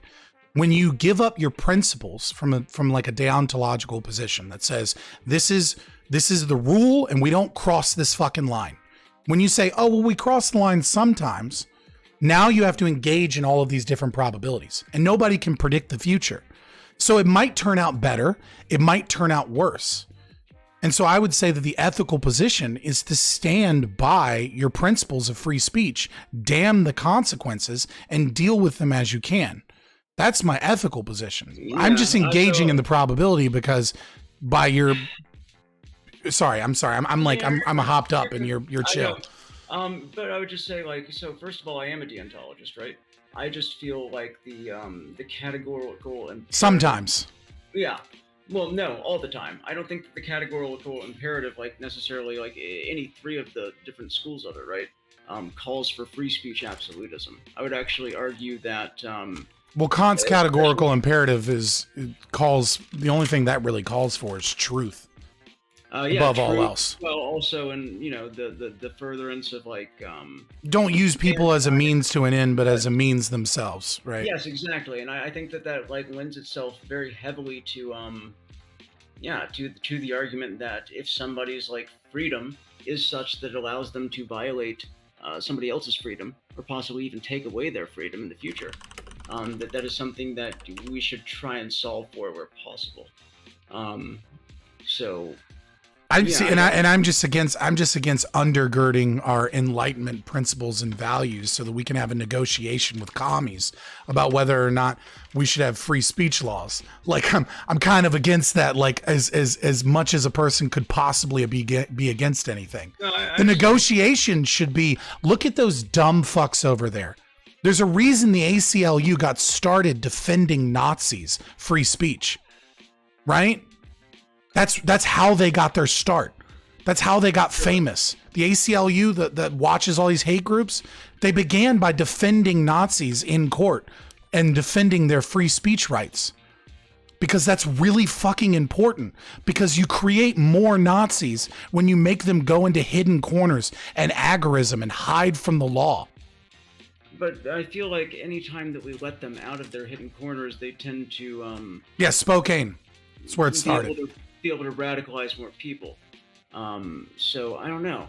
Like I'd have to look at data. The only way you believe that they can radicalize more people is if you think you can't win the argument. And I'm pretty sure you're fucking smart enough to win that argument. So I'm smart enough to win that argument in some cases, but they are actually so this goes back to like they're much more well equipped at using semantic confusion and also propaganda to like get their argument across, whereas I have to have like long conversations with individuals. Like it's very easy for like me and a Holocaust denier, like if we're both sitting down and arguing with each other, right? Like I can BTFO him. That's right. That's simple for me. I have like the historiographical. I have like the documents that can prove the historiography. Right? Yeah, I mean, like you might be able to argue about the numbers, but at the end of the day, the Nazis kept meticulous records of of Auschwitz. Yeah. You know what I mean? Like. You can't argue with me about the numbers. I have like. Well, I'm saying it's incredibly easy if they say that it didn't happen to just be like, dude, there's literal documents from the Nazis themselves saying they did it. Like, and here's the documents, right? Like, then you can get into a more lengthy discussion about the numbers. Like, I'm not disagreeing with you about the numbers. I'm simply saying that like anyone that is a full blown Holocaust denier, like, dude, they literally kept records of it happening, right? Yeah, like, these are people that I talk to and seek out on the internet for fun. Like I'm familiar with most of their bullshit, but my thing is, right? Like I can do that, right? I can go and speak. I'm not as sensitive to it as someone that's not a Jew. Despite the size of my nose, you'll be surprised to learn that this is.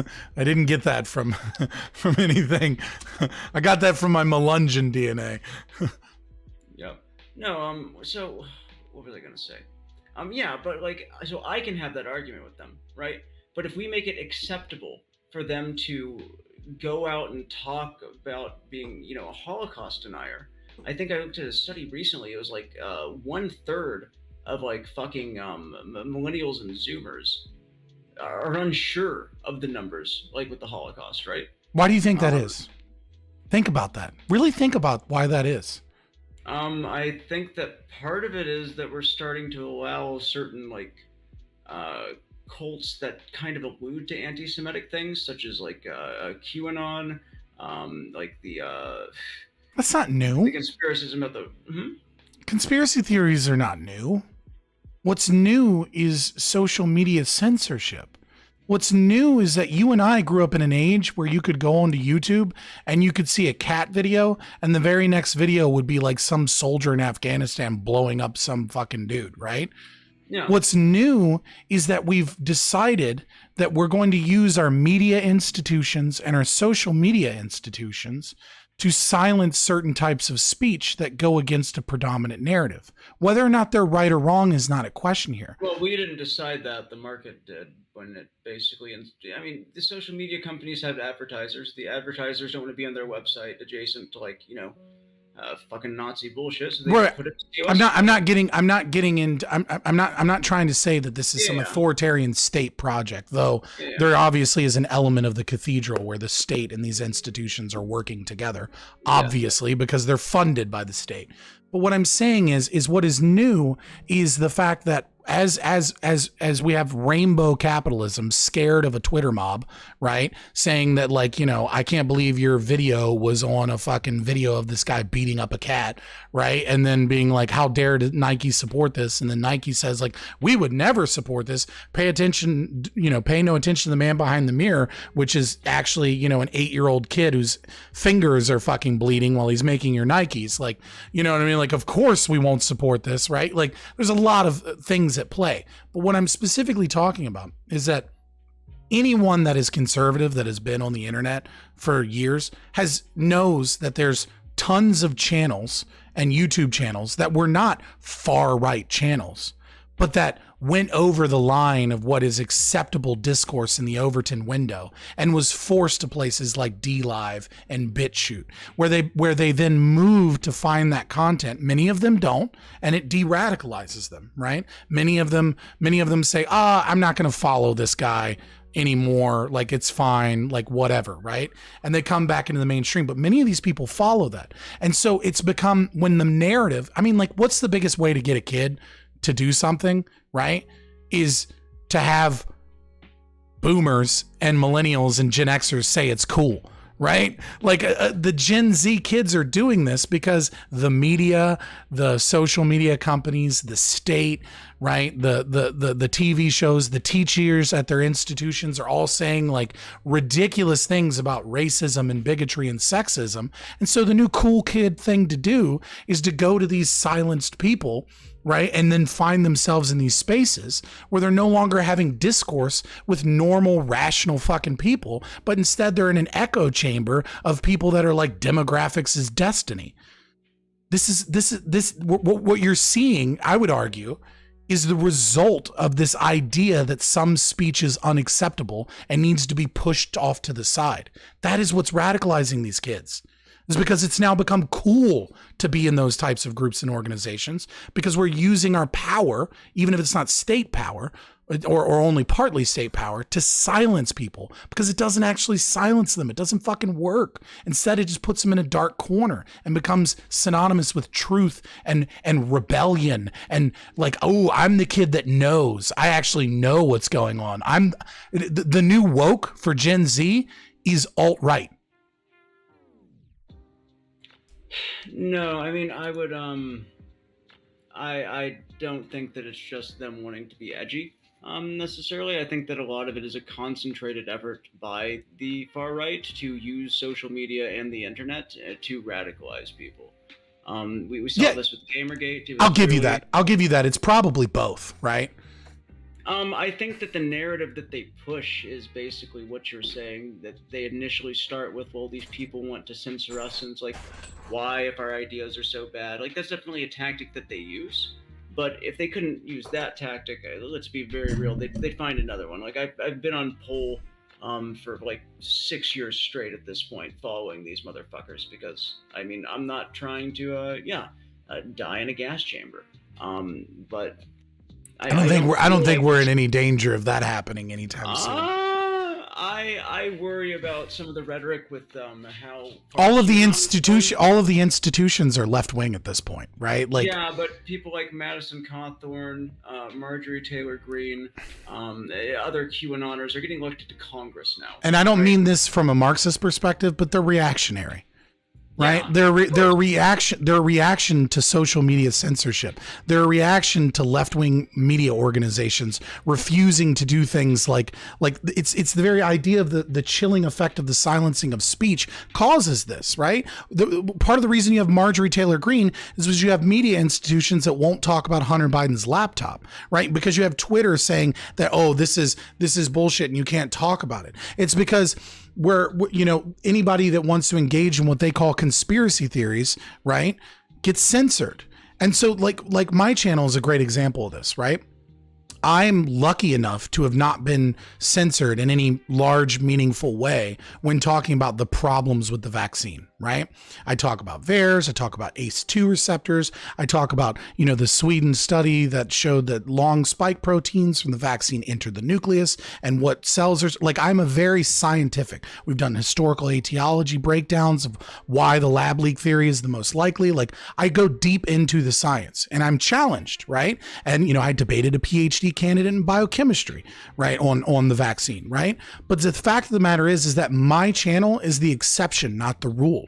What is the rule, for the most part, is you put something up and you get censored, you get demonetized, you get a banner saying that, like, this has been false, that this isn't true. And what does this do is this pushes people to conspiracy theories, right? It gives these people this idea that truth is synonymous with being censored by social media institutions.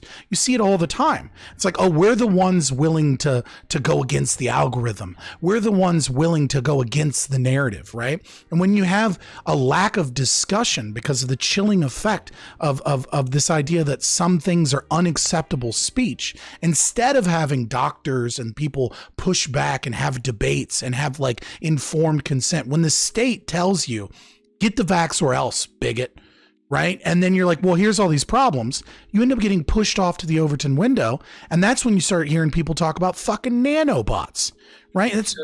So here's my thing, though, right? Is that this would be under the assumption that the only people that get censored off these platforms are right-wingers, right? Or the overwhelming majority of them are, but, like, you get some far lefties too, like some tankies and some commies and some ancoms and stuff too. I mean, so I wouldn't... That's not even a debatable thing. Like, it is overwhelmingly right wing. They've done tons of breakdowns where, like, they'll be like, here's 100 channels that were banned in the last year from YouTube, and 97 of them, of the 100, are right wing. It is overwhelmingly right wing. Well, do you think that that's so? If we're looking at YouTube channels, I concede that to you. But if we're looking at, like, Twitter accounts of, like, not necessarily larger people, I would say that it's probably even across the board, to be honest. I doubt it, but that might just be because Twitter is becoming increasingly left-wing because there's so much censorship on Twitter against right-wing ideas that, like, a lot of right-wingers won't even go to Twitter at this point. You remember a few years ago that, like, Twitter actually adjusted its algorithm for the United States because it was trying a new algorithm, like, for its advertisers that they wanted, and it was literally identifying elected Republicans as, like, white nationalists due to the talking points that they were using. Exactly. And it was flagging them. So they adjusted it and made allowances for them. Like, my roommate, who you've met, Revolt, he just got banned off of Twitch. He's been banned off of Twitter, like, 7 times, right? And he's... well, he's an ANCOM, right? Yeah, he's an anarcho-communist. Yeah, so that's kind of what I was saying is, ANCOMs, tankies, when you get to the more radical left-wing perspectives, they tend... So, I mean, it's not so much. It's not so much that Twitter is like... Why are these kids not being like, oh, well, being the edgy, like, and some of them are, right? Being the edgy, like, communist is cool. Being the edgy tanky is cool. Well, some of them are. Some of them are, but not at nearly the rate that is happening on the right. Because the censorship is not happening on the left in anywhere near the way that it's happening on the right. Every kid knows that if you want to be edgy, you got to be a right winger. Every Zoomer knows that, like, your teacher's a lefty, your TV shows are lefty, the government right now, it currently is lefty, right? When it was Trump, like, I mean, that's what Trump was. It was the number one reason people voted for Trump in 2016, according to exit polls, was they were a Republican. The number 2 reason they voted for Trump in exit polls was because they were sick of PC culture and language. That was the number 2 reason. Right. Well, and that's why I'm so interested in, honestly, the CRT thing, just to bring it back in the first place, is because as far as I can tell, like, we've been having the same argument with, like, people that are told this on the right wing for the last 8 years. We're just using different terms. Like, CRT used to be PC culture, and then before that it was, like, or after that it was, like, wokeness for a little bit. And as these terms kind of, like, lose their bite and become ineffective, they just, move on to something else to define. Well, that's why I encapsulated this conversation first and said wokeness, as the right calls it, right?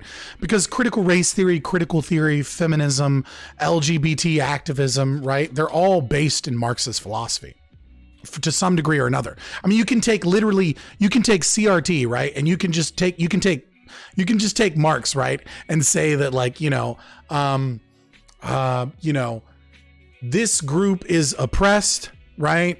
They are to be identified as an oppressed person. We need this level of consciousness in order to defeat said thing, right? And then you can just replace that with sexism and females. You can replace that with heteronormativity and transphobia. You can replace that with class consciousness and false consciousness, right? You can replace that with race consciousness and racism, right? Like, but the narrative and the structure and the philosophy is all kind of the same.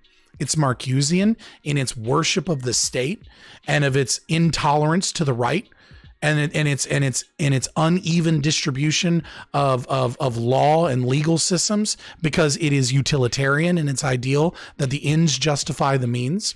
It is critical theory. It is based upon critical analysis. No, I don't think that it ever says the ends justify the means necessarily. I don't think that's a prescription that's given. I think that that's where, like, again... No, but that's the philosophical presupposition, right? Is so long as people are happy, more people are happy, then the ends justify the means. Well, that's if you, So that's if you, again, don't take into account the fact that they were, like, literally deconstructing, like, Marxism to a certain extent, or critically constructing Marxism to a certain extent, and taking out the bits that they saw just didn't work. And, like, I mean, I can go through a paper with you on, like, what they did there at some point, but I mean, probably not tonight, because just don't have the brain power for it. But a lot of it was in the interest of, like, preserving the Enlightenment values. Well, you're in our Discord. There's a sources tab. I would love for you to throw it in sources. Yeah, no. Or wherever you want. I'll repost it in sources if you can't find it, because it's a pretty big Discord. But I mean, I do a pretty good job of cleaning up my Discord and leaving just sources, and I could care less whether or not they're right wing or left wing sources. The only thing that's important is that we have large repositories of data. Yeah, no, It sounds like an interesting piece of something that I would like to analyze. I would think I'll likely still hate it. Yeah, probably. We're probably going to, like, disagree on a little bit of everything. But it does seem like we shared a lot of the same, like, prescriptive solutions, right? We talked earlier, as far as, like, the how to deal with the, like, disparate outcomes between the racial groups. I think that if you just address, like, the environmental problems, right, that are kind of, like, left over and exasperating themselves generation after generation since we ended Jim Crow. Yeah, but that's not CRT. That would be enough. I would argue that it is. Because, again, like, in CRT, like we said earlier, those definition of terms, right? A racist policy is something that results in a disparate outcome between the two races, right? Or not the two races. Well, it is two races. Disparate outcomes are not always. Yes. But so, like, it's but it's not always an intentional disparate outcome, right? It's not an intentionally, like, racist law.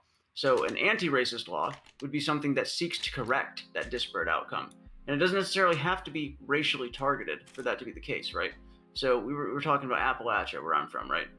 Right, but Crenshaw is specifically against colorblind laws.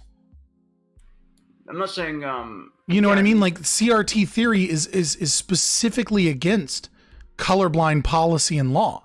It's specifically for assuming racism exists, assuming that racism is with either the predominant or the full explanation of the disparate racial outcomes. Again, a racist law is something that results in a disparate outcome between the racial groups. Yeah, but like Words That Wound from it specifically says that the First Amendment is a racist law.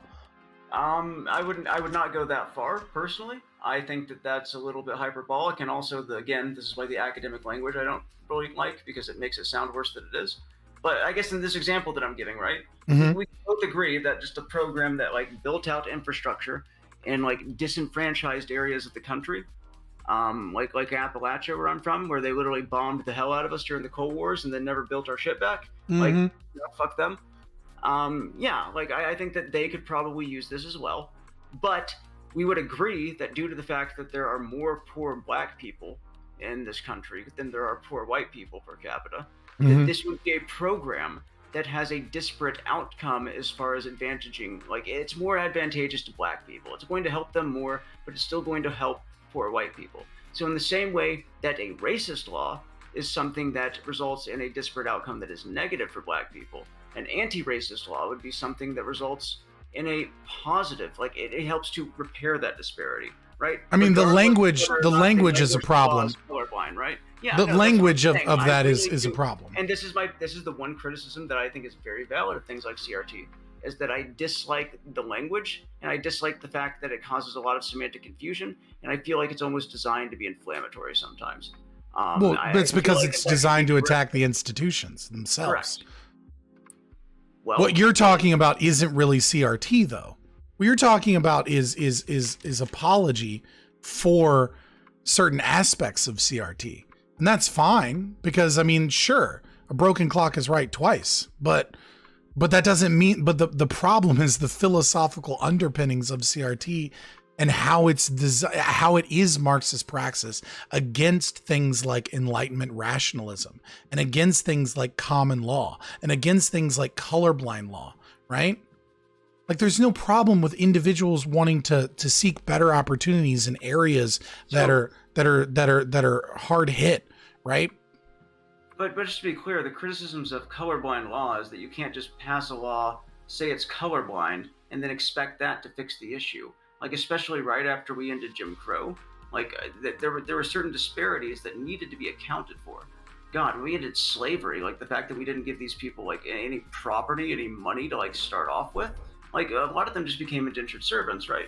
And that's going to compound generation after generation. Absolutely. So simply saying that a law is colorblind and not addressing the inequality left over from the oppression that a certain group has suffered in the past, it does nothing. So what he's basically saying is you need to make sure that if your law, even if it doesn't specifically mention race, and it doesn't have to, it can just be addressing environmental issues for everybody, like I said, but it's going to disproportionately help non-white people, right? That would be still, I don't think that would be a colorblind. See how your logic is breaking apart, and here's why your logic is breaking. No, it's not a colorblind law due to the fact that it is specifically targeting a certain racial group and right, preparing but a law against murder isn't specifically against anybody. Right. Yeah. If a law is colorblind, then there's no problem with that law. The law is not the problem. CRT attacks the law. The law is not the issue. The issue are other factors that are affecting those communities. And this is the problem with CRT is it goes against the institution. It goes against the idea of equality. It goes against the law, right? The law is not the problem. There's absolutely nothing wrong with a colorblind law. Well, there is if it doesn't seek to fix the disparate outcomes. That's not the point of law.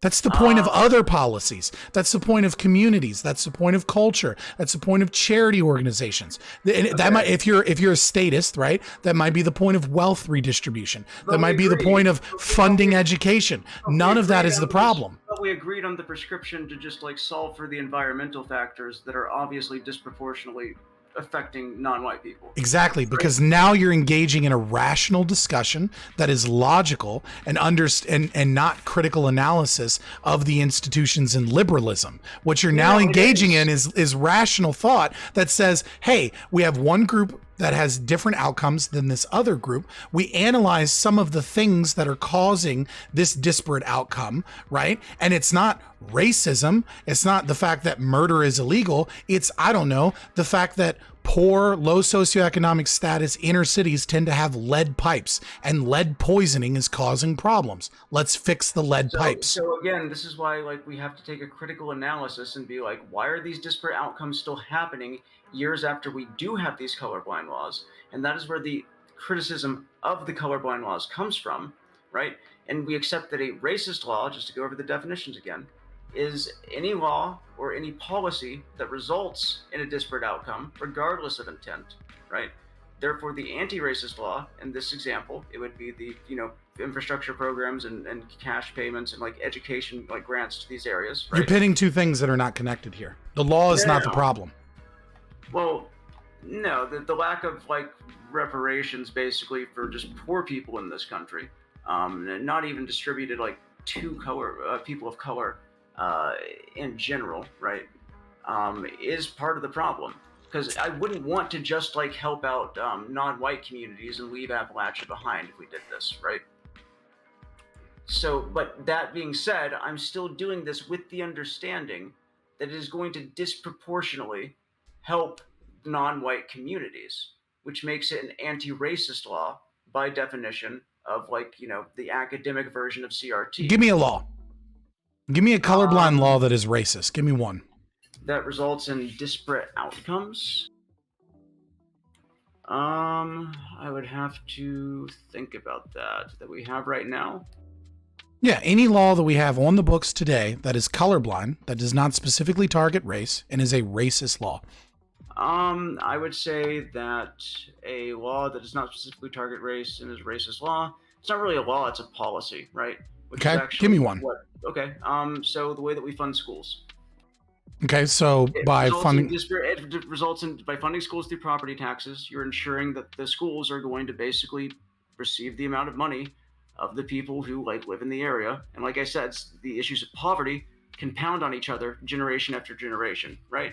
Because poor areas, there's higher crime. Higher crime, more policing. More policing, higher arrest rates. More single-parent households. Like, you get the picture. Yeah, I get the picture. Worse and worse outcomes as things go on.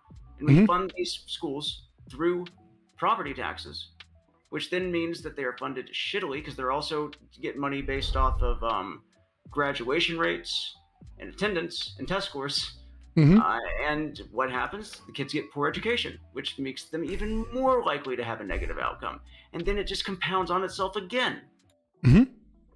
So we're engaging in a little bit of critical pedagogy here, right? Yeah, so I would consider that to be like I would consider that to be a racist policy by definition of the CRT, right? Well, by definition of CRT, it becomes racist, but it's not racist by colloquial understanding of racism. Exactly, and that's why I say that the biggest criticism, and like probably the most the one that I wish that more people even on the left would make of CRT or critical of it, is just that the definitions are very, very provocative and should probably be adjusted if this is going to become part of like the common discourse. Right, but see, the very language itself is based upon the philosophy here. So a rationalist approach is going back to the principles that are America, right? Going back to liberal principles. And the liberal principles are things like school vouchers. They're conservative answers to those problems. Right? So conservatives that are anti-CRT have already come up with solutions to these problems. They want to do school choice, I'm aware. Right, they want school choice, they want I'm cautious of that, right? Is that if we look at charter schools that currently do get school vouchers, they're actually more segregated than schools were under Jim Crow. So if we just make everybody able to get the ending of Jim Crow, obviously. Yes, the ending of Jim Crow. But even still, like, you have to admit that is not a good look. If like the schools that we have that are already doing school vouchers are that segregated, and then we look at other countries that have done voucher programs and their schools tend to become more segregated along at least socioeconomic lines, which again, socioeconomic lines and racial lines are very much connected in this country. Yeah, it's critical theory. That's how we decided to measure things. Yeah, I don't feel like we decided to measure things by Marxist principles as opposed to Enlightenment rational principles. Well, I mean, yeah. So that's the other thing is you mentioned that you had a just to get back to kind of like questions here. You mentioned that you had something called cultural. What was it? Cultural cost theory. Cultural cost theory, right? So I'm assuming that your criticisms of and critical theory does touch on religion and culture a little bit, but I will concede to you that it is mostly concerning itself with race, gender, socioeconomic status, etc. But I'm guessing that your right-wing version of this that you think would probably be better to apply that you're working on is more concerned with like culture, religion, stuff like that. Not per se, but we can get into that in just a minute. I want to tie up this conversation if we're going to move into that. Because that would definitely be like an end conversation. So, something I just wanted a more left-wing take on. Somebody that seems to be, at least presumably in part, a proponent of CRTs. At least sees CRT as more of a net positive than a net negative. it would have been a net positive if it stayed in the universities, and Christopher Rufo had never dragged it out into the public discourse like this. But well, it was always designed to go out of the universities and infect the culture as a whole. I don't. Maybe I don't. I guess you could make the argument that it was an attempt to. Just again, Delgado and Stefanik, CRT may even follow the example of critical legal studies, which embedded itself so thoroughly in academic scholarship and teaching that its precepts became commonplace and part of the conventional wisdom.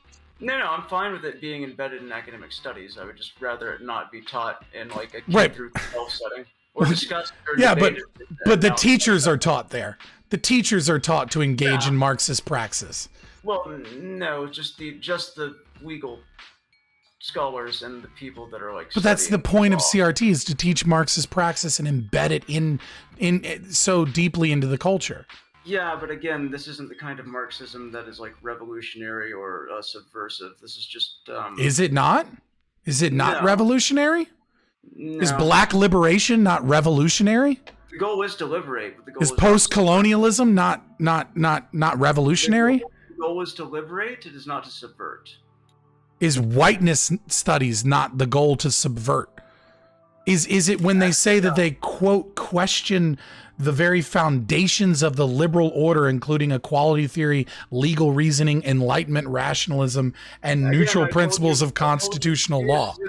So the key word is question, because we do want to not take anything as fact, right? We want to examine it, make sure that it is actually an objective truth, and not something that was constructed by like the powers that be of past generations, right?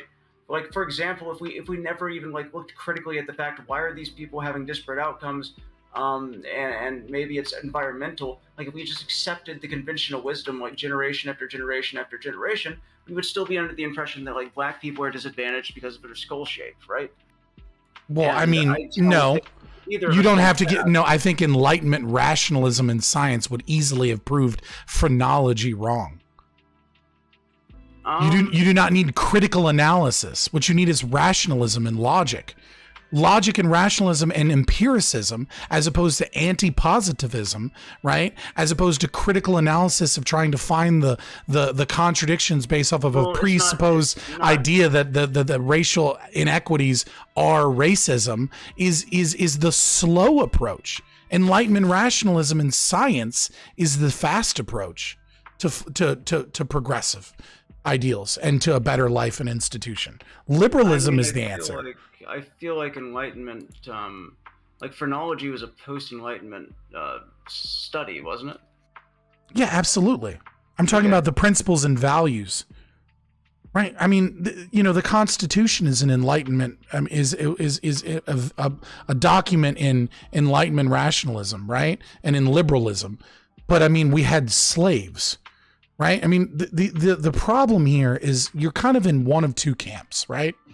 You're either A, under the belief that color blindness, right, and liberalism and Enlightenment rationalism is a set of ideals and principles that we sometimes fail to uphold, and that we need to critique the way we think and find science and use rationality and logic to defeat things that keep us from achieving our goals.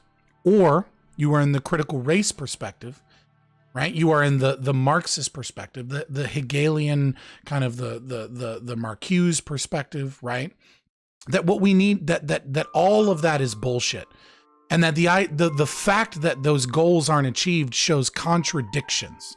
And that the very ideas of not being focused on identities as we assign them from the oppressed oppressor category is the very reason why we have not upheld those ideas. And that we need to rid ourselves of color blindness and class blindness and sex blindness and LGBT blindness as a means of using of applying not applying our principles, but instead engaging in consequentialist and universalist positions of ethics, saying that what does the most happiness for the most amount of people is the best thing, and we will restructure our society and create a better and better and bigger state. So I think that where the breakdown here is So the main criticism that CRT and these other like critical theory schools Mm-hmm. make of the blindness is not the fact that like it's the fact that if you try and have this like color blindness thing, it basically means that you're not going to solve for the fact that there has been oppression in the past that has resulted in a disadvantage for these groups today. Now, like I said, in some cases, continue getting worse and worse generation to generation, just due to the way that our economy is structured. And that is one way that you could possibly say that like CRT is anti-capitalist, but it's not. Its prescription is never like you have to overthrow capitalism. I mean, and anyone who arrives at that prescription, I would vehemently disagree with. I think that there are better ways. I mean, their own books say that and hint at that all of the time. Marcuse is anti-capitalist. Many of the CRT scholars are anti-capitalist. They identify themselves as Marxists. Yeah, I think that they're very critical of like aspects of capitalism, but I don't think their prescription is ever to like end capitalism to solve the problem. Right. Well, it depends on how you define capitalism. They're certainly avidly against free market capitalism and deregulation, as they argue for increased socialism as a means of regulating the system. They may be for market socialism, right? But they're certainly not capitalist.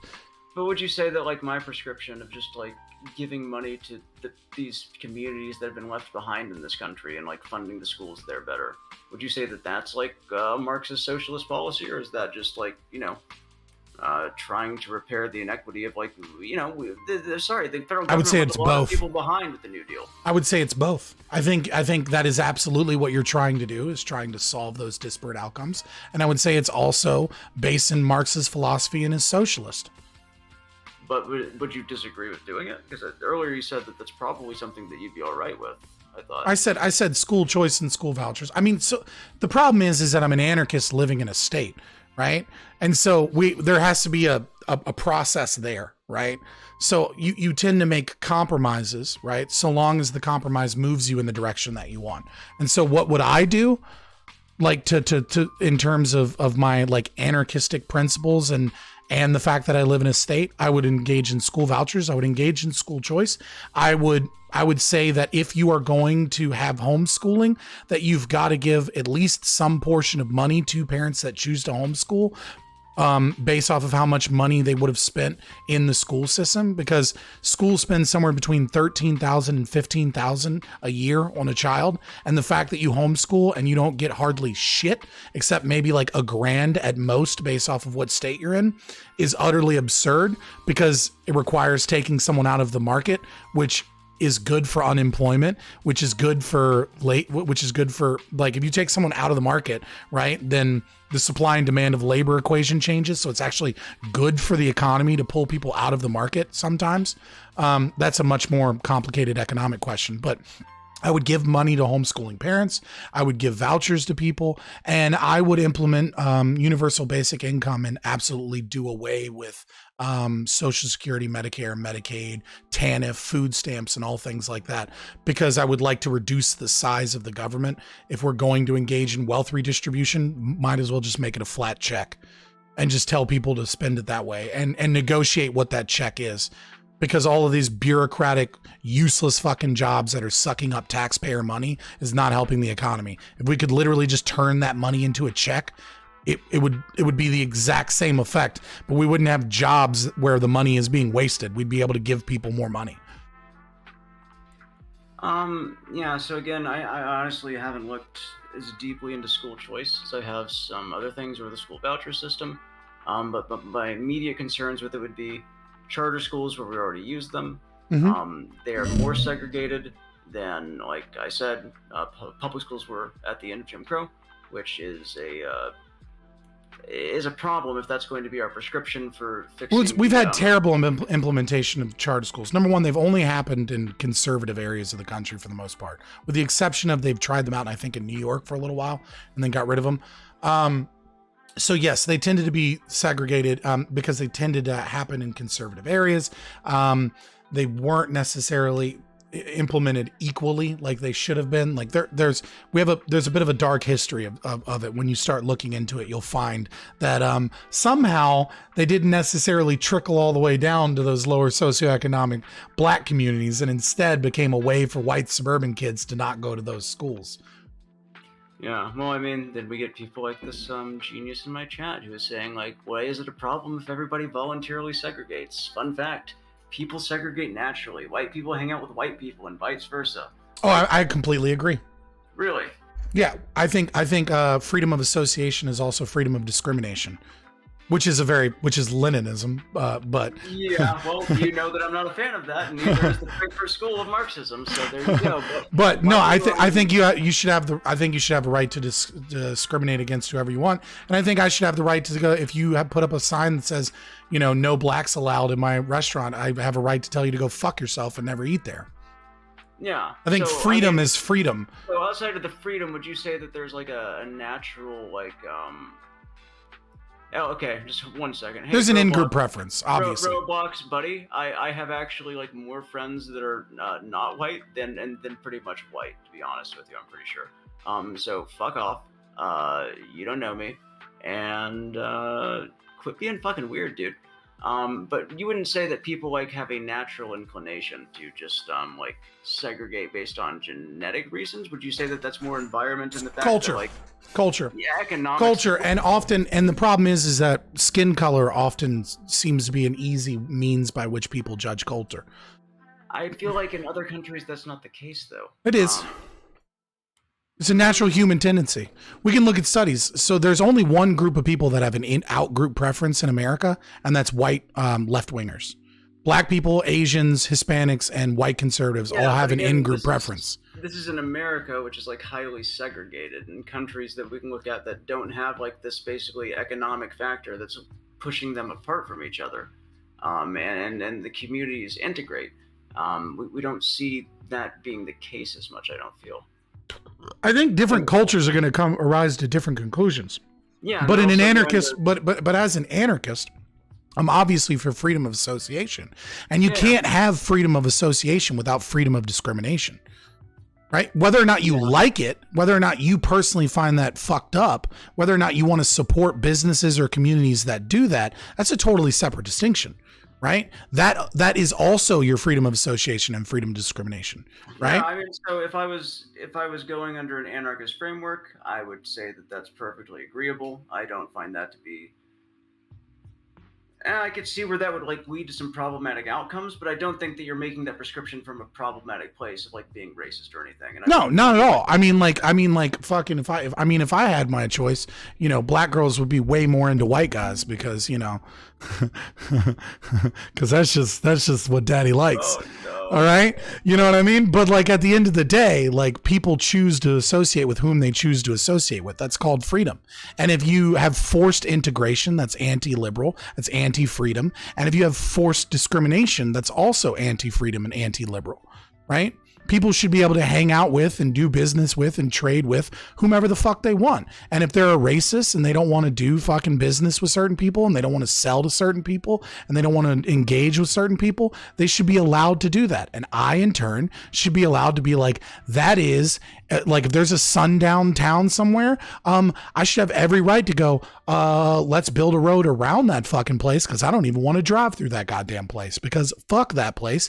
You got nothing but country music and it's all real bad. You know what I mean? Yeah. Not even bluegrass, dude. It's insane. The sundown towns, so uncultured. Anyway. Exactly. No, I mean, my prescription for sundown towns would break TOS, if I'm being honest. So we won't go there. But yeah, I don't. Right, and that's the difference between you and me is that you openly admit that you would be violent towards other people for disagreeing with you and having bad opinions, and I wouldn't.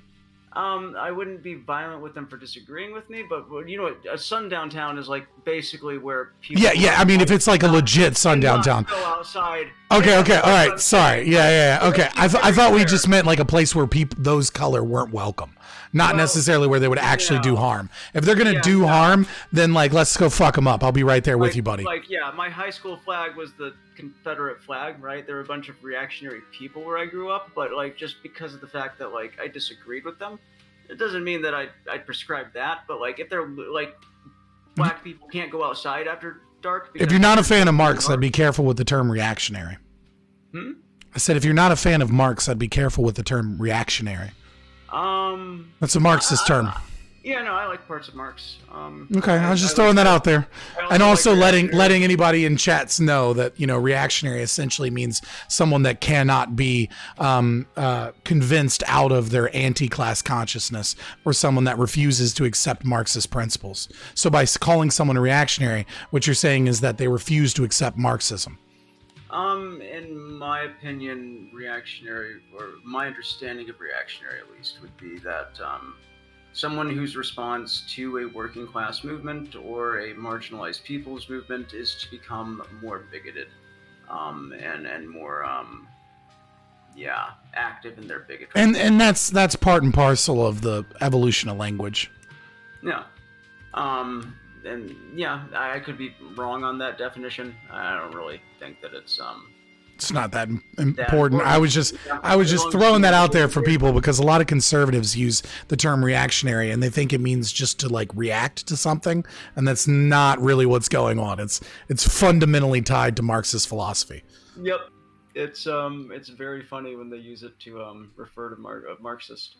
Even though, I mean, like, sorry, yeah. Leninists are a little bit reactionary sometimes. Everyone's a reactionary. Yeah. Nope. Just like I'll wear that pejorative like a badge of fucking honor, sir. There you go. No, I don't know if I'd consider like any kind of anarchism, like even anarcho-capitalism, necessarily reactionary. I think that it can like motivate people to engage in reactionary behavior, but I feel like it's more like you said, you just want freedom of association, like the government out of your shit. Yeah. Which again, I see where that could cause problems, but I don't believe that it comes from like a place of bigotry or like wanting people to suffer. So fair enough. Yeah, a little bit better than quite a few other ideas. Well, I think we hit CRT hard enough. I told you before in DMs, like, you know, I wanted to have a discussion about it, but at the same time, I didn't want to preface this discussion with the fact that it would just be a discussion, because I'm obviously avidly anti-CRT. And so I didn't want to like you to come away with this thinking like we were going to have a friendly chat, and then you were attacked and you're like, yo, what the fuck? Like, no. I expect like some bit of contention. I would like to follow up on some of these things, like at some point next week, like we discussed. And then also I wanted to hear, if you have the time for it, if you got around, it's totally fine. No, it's fine. I'm about the cultural cost. So I've been working, and I was curious. You know, I've been floating these ideas out. I'm planning on making YouTube videos about them, and I won't reference it in debates and stuff until I have the ideas fully fleshed out. But I'm working on a framework to try and bring back some rationalist and logical and objective kind of situations here, while also using a framework of Austrian economics to actually get back to what a sociological meta-narrative is supposed to be, right? Because critical theory and critical race theory are not traditional sociological meta-narratives, right? We know that because they have praxis built into them, right? From the you know, oh my God, what is that guy's name that wrote The Sociological Imagination? John something.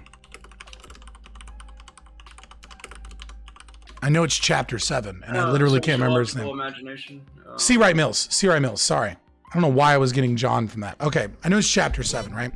In The Sociological Imagination, he talks about this idea of synthesis, not from a Hegelian perspective, but from a perspective of taking multiple ideas and putting them together, right? And and this is before, I mean, critical theory obviously exists, but he's talking about, the CRT doesn't, but he's talking about how you need to take multiple lenses and use all of the lenses before you can come up with any idea, right? He made this argument that you needed to look at things from a structural functionalist perspective. At the time, that didn't exist. It was just functionalism. You needed to look at things from a dramaturgical perspective. You need to look at things from a systems theory perspective. And then, you know, maybe a critical theory perspective, right? And the idea is that you don't take critical theory as the main mode of analyzing anything. That's not what good sociology is. Unfortunately, that's what sociology has become, is that we use critical theory, we explain it, and then we propose solutions and action based off of this. It's completely anti-sociology. Sociology is supposed to be, we looked at it, we critically analyzed it, and then we looked at it from a dramaturgical perspective, and then we looked at it from a systems theory perspective, and we looked at it from a functionalist perspective. We took all of these ideas together and tried to create a full picture of what's occurring here. And then you give that information out to people, and then other people use that information as a means to enact action, right? And so, I mean, and that's part of my problem too with critical theory, is that it's that it's part of that it implies a prescription is what you're yes, it prescribes, it implies prescription, and it implies isolation from other meta narratives. Because it also has some of that French postmodernist perspective that like meta narratives are trash, and then it creates its own Marxist meta narrative and then says that like that is okay, while like shitting on functionalism. And I mean, I do feel like it's kind of a synthesis of like multiple different meta narratives to an extent, because it's like looking at Kant, it's looking at Marx, it's looking at Hegel to a certain extent. Those aren't meta narratives. Like, where they I wouldn't say those are meta narratives. So it's just philosophy.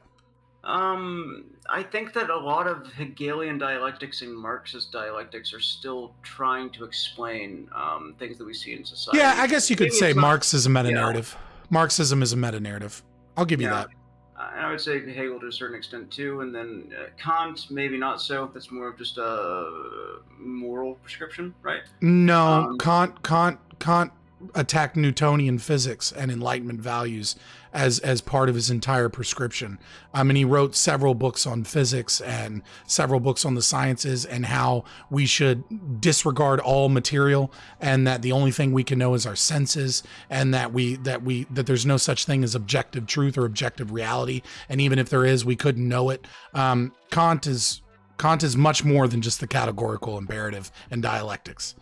Yeah, so I would say that I don't know what he is on the moral objective. I thought that he was a moral realist.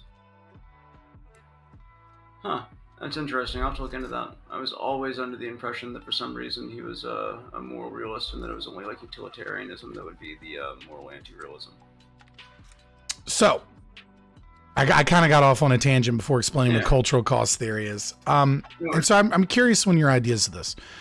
What I basically did is I said, what if we instead used Austrian economics philosophy as a means of analyzing interactions between individuals and institutions, and then institutions and the greater kind of like culture, right? And so what I theorize is that the better way of looking at racial issues in America, along with a whole host of issues, is to create a narrative that I called cultural cost theory. The idea behind cultural cost theory is that there is an arbitrary, an unknowable and arbitrary assignment of cultural cost to institutions and to all aspects of the way that we present ourselves and behave, right? The idea being your skin color has a certain cultural cost, and other people assign a price based off of your skin color. The idea being the clothing you wear, the way that you speak, how you come off, how you behave, the car you drive, all of these things, the ideas that you have, right? Whether or not your ideas fit within the culture. And that an institution similarly has a mind of its own because it has its own culture. And that culture has a certain level of cultural cost that it prescribes unknowingly and subconsciously and sometimes consciously to those same characteristics of individuals. So I'll give you an example, because when I explain it like that, you're like, the fuck did you just say?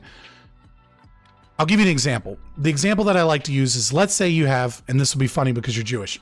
Let's say you have a New York City Jewish law firm, right? That is a property and contract law firm. And in that law firm, let's say, we'll just use you as an example. Your father is a legacy from a certain university that this law firm loves to pull from. Your father used to work there. You know all of the people. You're from New York. You have the same accent. You have a lot of social capital, if you will, right?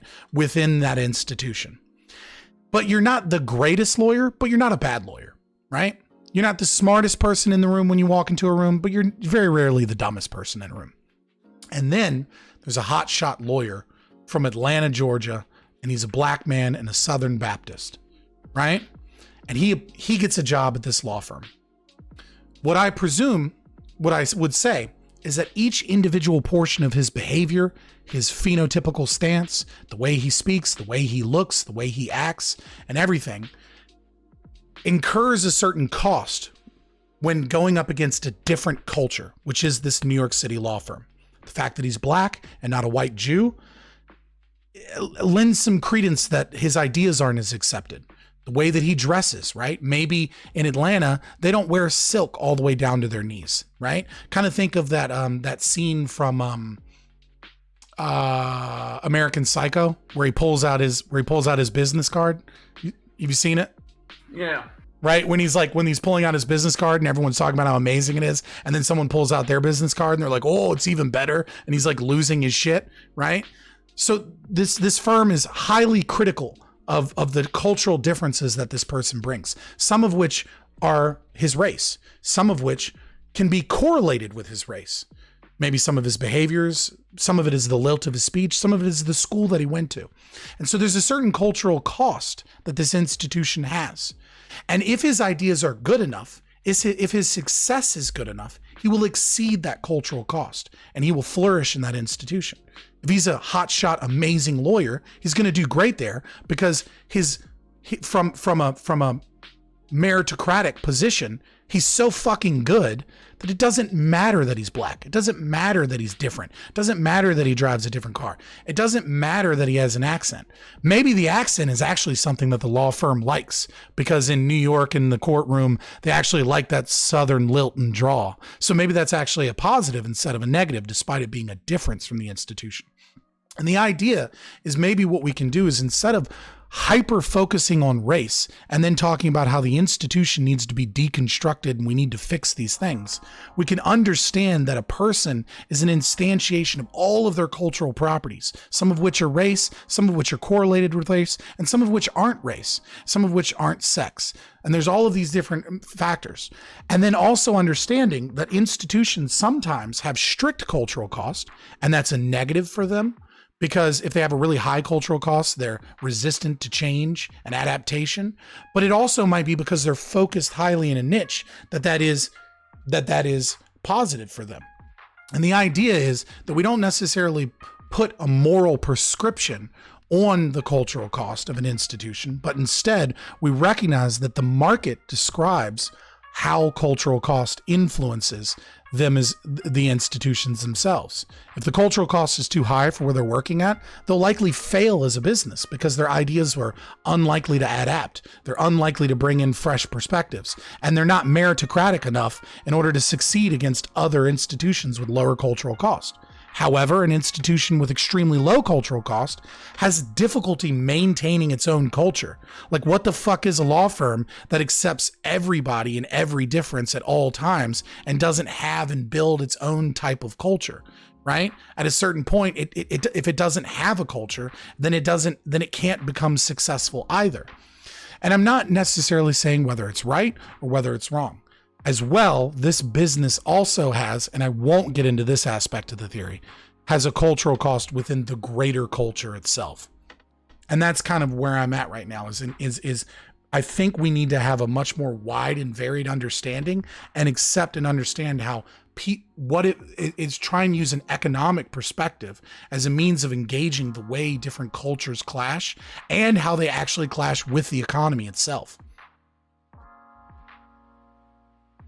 It's the basic rundown. So, you can ask questions, but... So, yeah, it seems like you're wanting to account for, So you're wanting to account for, like, this cultural thing that you feel like critical theory doesn't touch on, basically. And you feel like by leaving that out that it's not doing intersectionality as well as it could be. Well, it's not so... Well, intersectionality is not... Intersectionality is just the combination of LGBT, sex, gender, and class, right? Like, it's not really it's not designed to take a holistic approach. I mean, it says that it's designed, Yeah, but it's really just a combination of all of these different subcategories of critical theory. Yeah, It's but still would you say critical that? theory. But yeah, so you would say though that like yeah, I agree with you. By the way, the definition of intersectionality is just like the interconnected nature of social categorizations such as race, class, and gender as they apply to a given individual or group, right? Damn, that was good. Were you reading that off a screen or did you? Yes. That was, Oh, I was about to say, I was like, dude, I was like, that was impressive. Like, yeah. I do not have that definition memorized. Yeah, no way. Anyways, but still, like it seems like your criticism is that it's leaving out like aspects such as like religion is a big thing that gets passed down generation to generation in certain communities, right? behavior, Yeah. meritocracy, Mm-hmm. and how that influences those changes. And also it's leaving out. See, the other problem is it only looks at half of the problem. It looks at the individual's characteristics and then doesn't look at the institution's characteristics. It just assumes the institution's characteristics are heteronormative and whiteness and yada, yada, yada.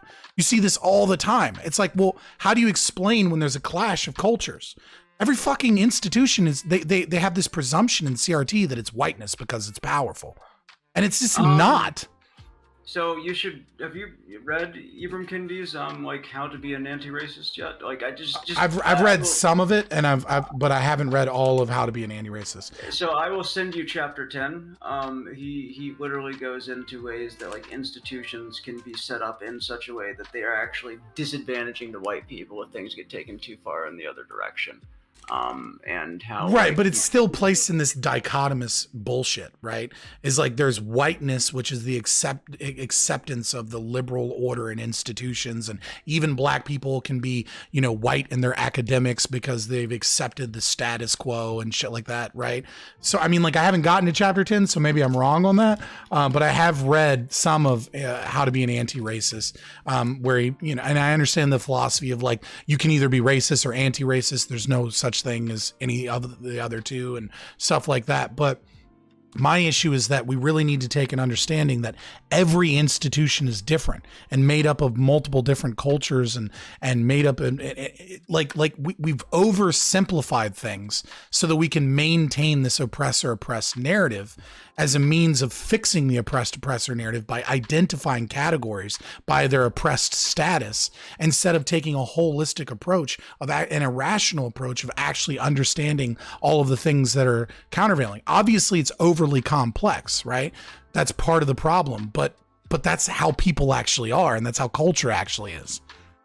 Yeah, so I think that those would be interesting things to also take into account, but I still don't think that you can take an entirely colorblind approach just based off of those things. I'm literally not taking a colorblind approach. I'm literally saying that your skin color incurs a cultural cost in an institution.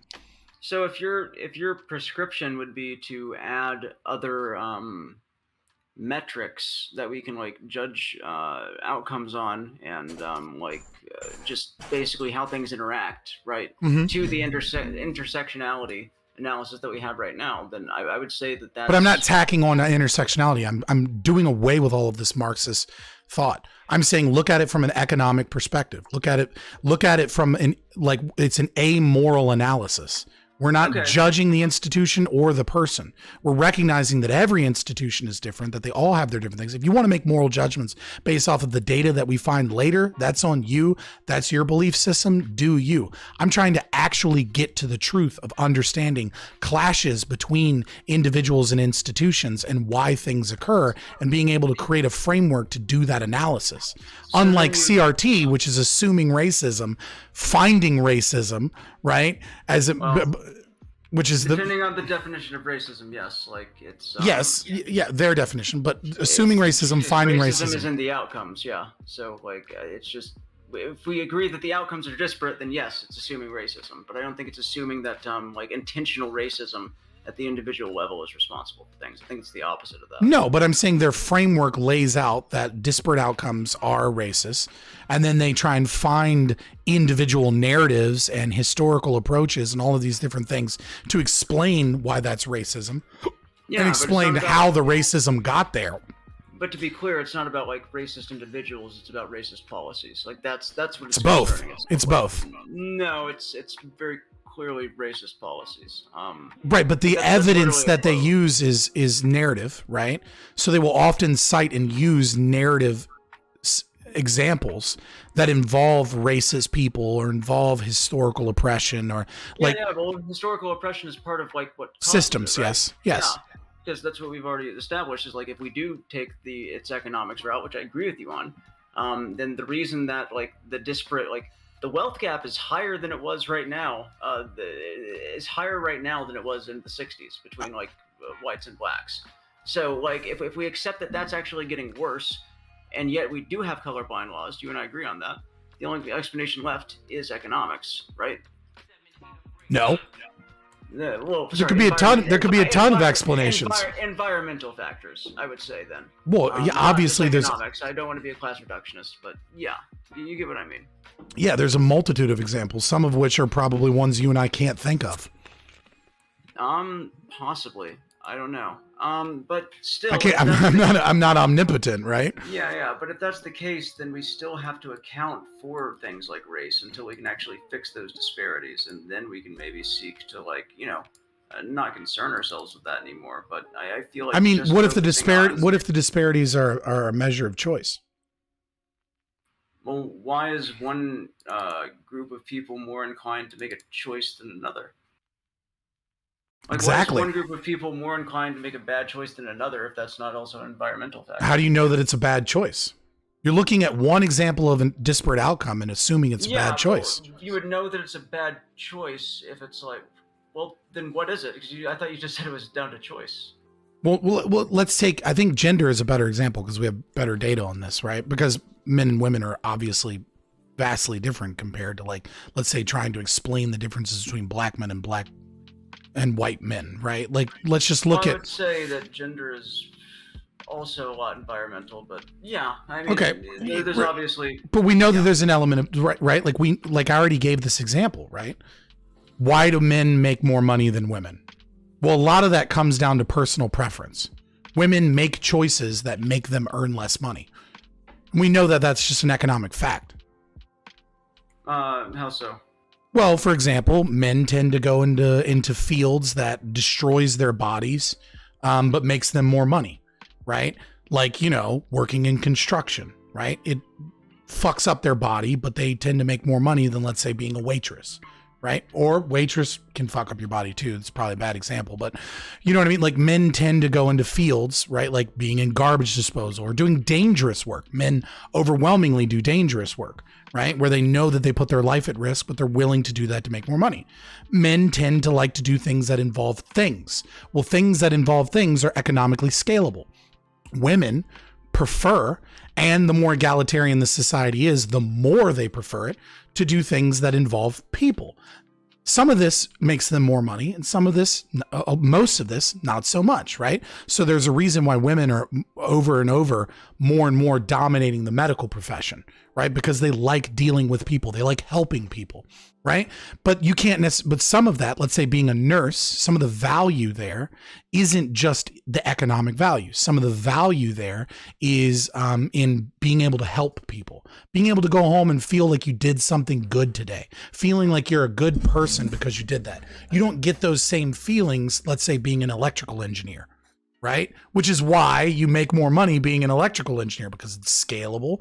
And we could, if we really wanted to get deep into like leftist philosophy, then say, why is it that society values the types of work that men do and not the types of work that women do? But once you break down into the economic arguments again, you find exactly why, and it ain't sexism, right? So there's tons of reasons why women choose to work less hours, right? There's also the fact that there's certain men, right, that choose to work 80, 90, 100 hours because they want this financial success. And most women choose to work less hours because they don't necessarily want that. And so you might ask, why would you choose to go to your job and make some more fucking money when you could choose to be at your kid's piano recital, when you could choose to be home with your family? So there's a lot of elements of choice that we look at and we say, and when you're taking a critical race theorist or let's say a feminist approach, right? and you say, oh, well, there's a disparate outcome between men and women. Men are making more money. I'm like, we have a framework that assumes that the differences between these are based in sexism, right? Which is exactly what CRT is doing. We assume that there's sexism in the institutions in some way, and that is why this is happening. So let's now look and find the sexism in the institutions. And then once we find that, we can reorder and reorganize the institutions with Marxist praxis so that this doesn't occur. When in reality, they've completely ignored the evidence that a major part of the gender gap is choices that men and women make because they have different value structures. The same could be said at a cultural difference between blacks and whites.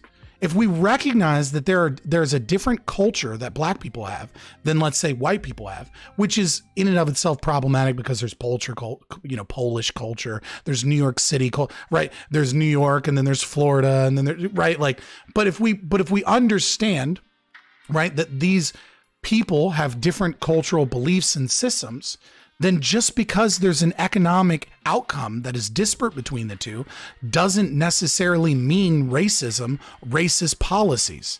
The problem is CRT is assuming that already and not looking at the actual evidence. It very well could be the same type of thing. It could be that black people, for whatever reason, don't want to work 80 hours. They want to work 40 hours because they want to come home to their family. And it could be that white people, for whatever reason, is like, fuck mom. I don't give a fuck about my mom. And if you know any white people and you know some black people, right, that's not that unreasonable of an understanding that that black people tend to have a more collectivist and tend to have a more family-centered social dynamic, right? And so it very well could be part of the reason that this economic disparity occurs, could be some cultural difference, could be some element of choice. We don't know. But when you assume it, and then you start saying we need to restructure the society because of it, and we need to create policies that advantage one group over the other. You very quickly start creating racist anti-white policies and and you get down a whole host of problems because you're anti-rationalist and you're anti-scientific. Well, I'm not for necessarily okay, so let's get through there. So I'm not for necessarily creating policies that advantage one group over another. I'm just for policies that basically try to promote equity by looking at the systems and providing a structural change that makes it more accommodating to the traditionally oppressed groups. Like with the women, for example, offering them like we saw their rate of employment go up when we started to lax dress codes in the workplace, right?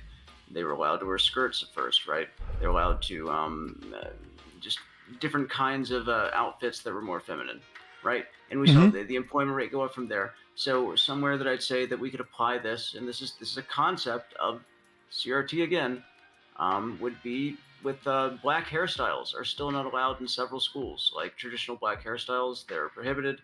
Encouraging workplaces to kind of take this on as a diversity effort. Yeah, you don't need a CRT. You don't need a CRT approach to do that, though. No, but that is like one of the things that it would prescribe, right? That's a good example. That's a good example. I wouldn't disagree with that. I just disagree with the fact that you need critical race theory as a means of doing that. You could just as easily do cultural cost theory. So the other thing that I would say though is like where we like you said, for example, that black communities tend to have a more collectivist mindset.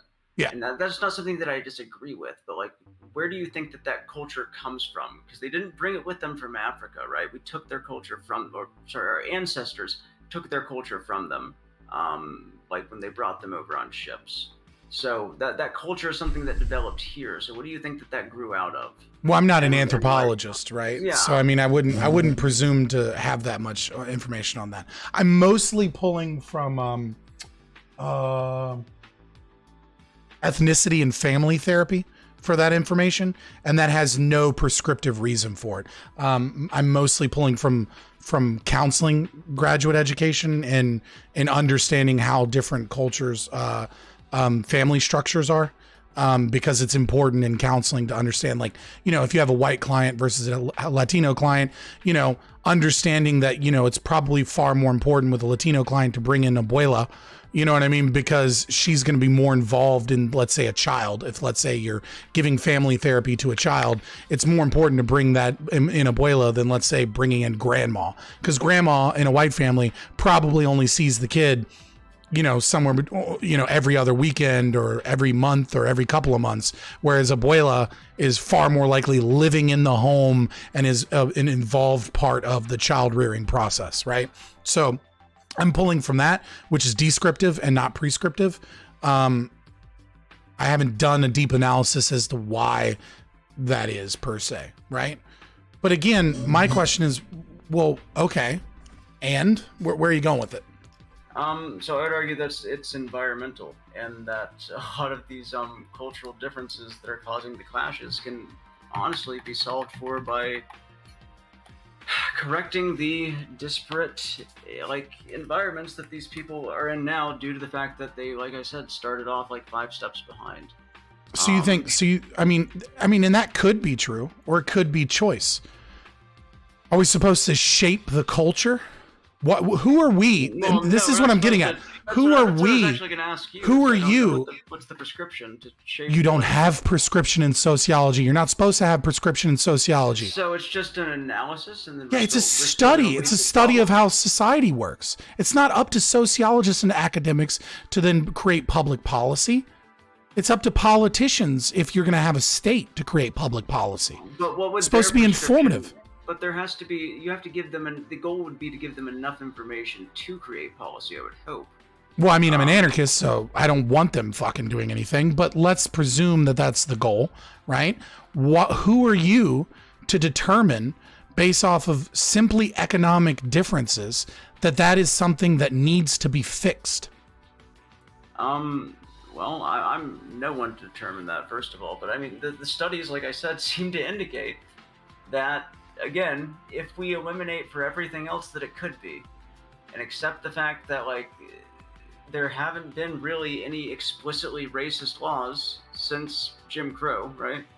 And yet, like I've said, right, I'm sure there have been a couple, I'm sure, but yes. Yes, I'm sure that there have, but like we're like it's not as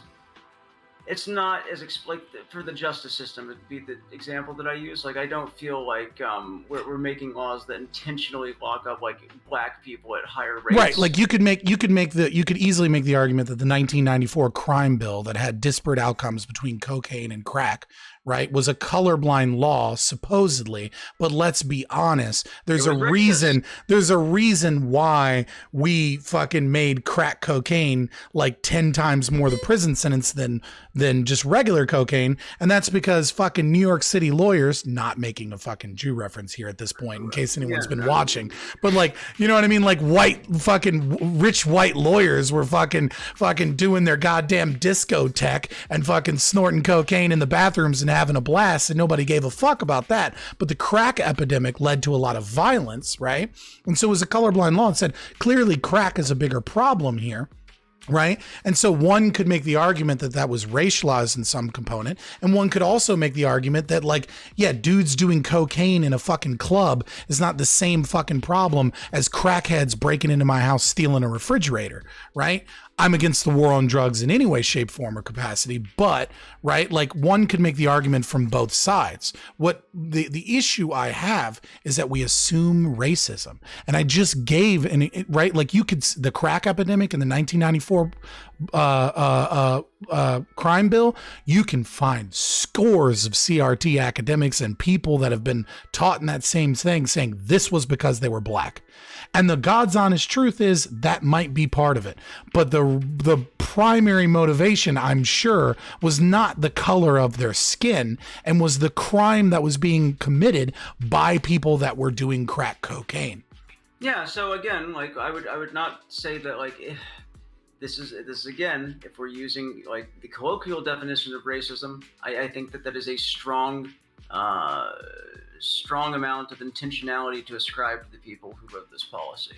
Mm-hmm. But if we're using like the CRT definition, where it's like any kind of policy that results in a disparate outcome, like by race, is a racist policy, and we have to examine it as such, and then correct for as necessary, then yeah. Right, but what if there didn't? But hold on. But what I'm getting at. What if you don't need to because crackheads are dangerous and fucking cokeheads are nowhere near as dangerous?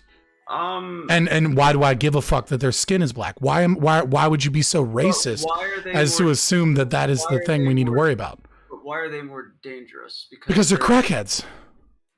No, I'd say that like if somebody was in a high crime, like high poverty area and they were doing cocaine instead of crack, that wouldn't make them any less dangerous.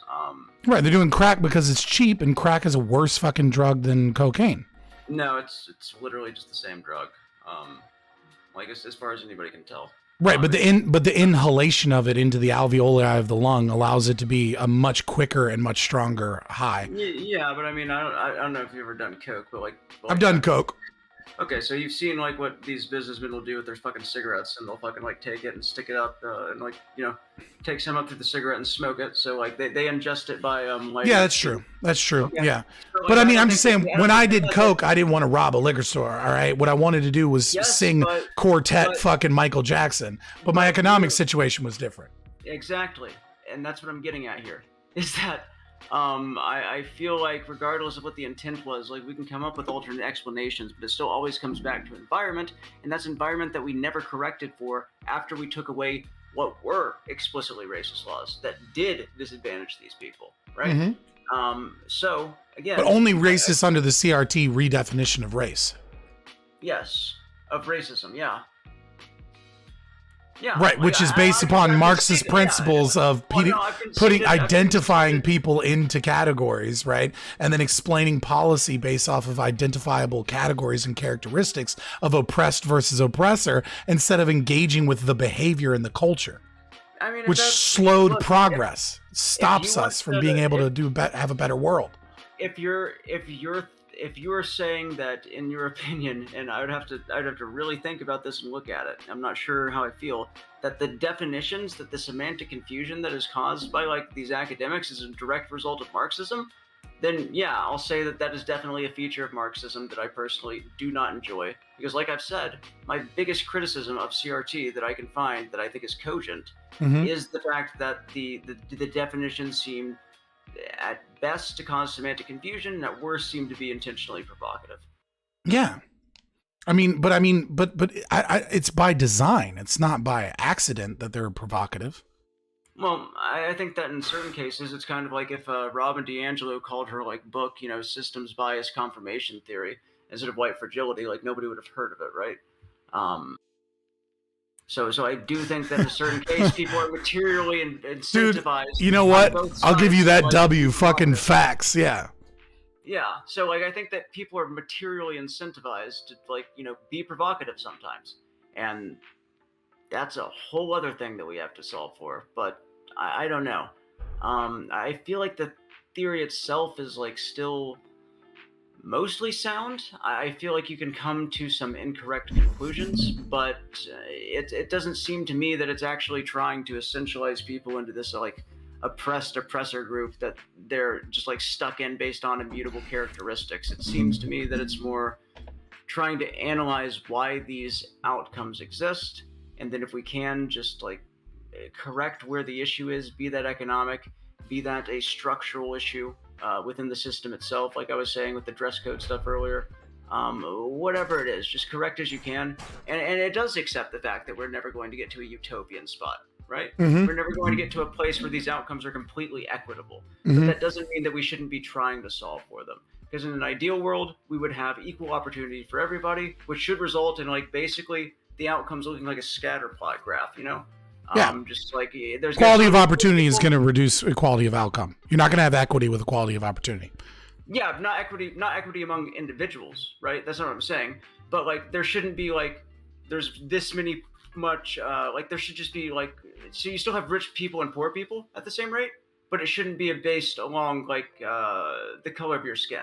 I shouldn't be able to predict what your like economic outcome is going to be based off of your race. The only way you'd be able to do that is to ensure that racial groups never have cultural differences and never have. That would also be the utopia, right? Yeah, right. Like I'm saying, that would be absurd. This is what we're trying to strive towards, in my opinion. Like, that sounds horrible to me. It doesn't even sound like a utopia. Sounds like a dystopia to me. I mean, I don't know if the cultural We're all going to live on a monoculture. I don't know if the cultural differences would have to be stripped away for that. I would have to think about it. Well, differences in culture will obviously have different outcomes. Yes, I do think that there are certain parts of culture that are very like negative. And actually, like when I went to the Better Discourse conference with like James Lindsay there, he was talking about this a little bit afterwards at the after party with me. That like, yeah, he feels like fucking name drop. Hell yeah, dude. Yeah, fuck. So look, I don't agree with him on fucking anything, dude. But he like took 10 minutes of his time when he was getting a little bit drunk to like have a chat with me, and I figured like fuck it, we'll discuss this. And yeah, he was talking on stage, and then we basically touched on the fact that like I'm also from Appalachia, like I said, that there were a lot of bad habits that kind of got like picked up by like what he feels got picked up by the African American community from the people that were there, as far as being very anti your kids like leaving and going off to somewhere else where there's more economic opportunity, and these kids are treated like traitors. They're treated like like they're betraying their community and not staying and trying to better the place in which they grow up, and instead being selfish and going off and looking for like a better job where they went, which stings a little bit because I went fucked off to LA. But yeah, I mean, so I get that that's part of the culture, and I think that we would both agree that that is a negative aspect of culture. And if he's correct, and that has transferred over into Black communities, like, and they have the same attitude about leaving the inner city, that's probably not something that we would want to encourage. So what I would say though is that if instead we just like heal these cities, like, and fix the actual disparate issues right within these communities, both in Appalachia and the inner cities, that like negative aspect of culture would kind of start to like just fall away on its own, because the parents wouldn't need to be resentful of the fact that the kids were leaving, right? And then the kids wouldn't feel like they have to get the fuck out of there, so that they're not like working a shit job the rest of their life. For sure. I mean, like I wouldn't argue that there are negative aspects to cultures, right? And that some of those are going to be caused by environmental stimuli, either from the state or from any number of factors, right? But what I'm saying is, let's say you have a hyper individualist culture, and then you have a hyper family centered culture. You're probably going to have different outcomes from those two cultures. And if those cultures tend to be aligned on race or nationality or ethnicity in some capacity, right? That's not the state of that's not a problem of a lack of opportunity. That's not a problem of racism or racist policies. That's an aspect of culture that is going to affect economic differences. So do you think that, and this is just me spitballing, I would have to look at a few studies, which I'm actually going to do, because this is definitely an interesting angle to look at it from, like collectivist versus individualist cultures, and whether that leads to these results. But would you think that maybe the reason that people tend to develop more collectivist cultures is due to the fact that, for example, like in Hispanic communities, right, they're with their parents until basically their parents die. Like they never move out. Like you have multi-generational homes. Yeah, I think that's superior, to be honest, but continue. I mean, I do too, right? But do you think that that's maybe more encouraged for them due to the fact that they aren't as economically advantaged as other cultures? Part of that could be it, but the problem is that Asians tend to be way more collectivist in that regard. And Asians beat whites on every metric. Well, but if you break Asians down like along ethnic lines and don't count, for example, when a lot of people say Asians, I don't think that they're actually counting Indians, but they get counted in that category, and they're at the top, bringing up the like weighted average. We the more we dissect things, the more information we get, right? Like Indians tend to be Brahmin, right? They tend to be very high IQ.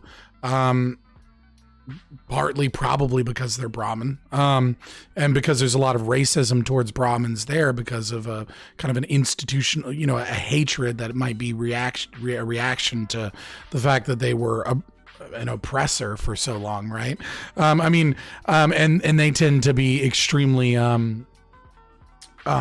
focused on, forcing their kids into educational paths that are highly profitable. Your kid's a failure if he's not a doctor.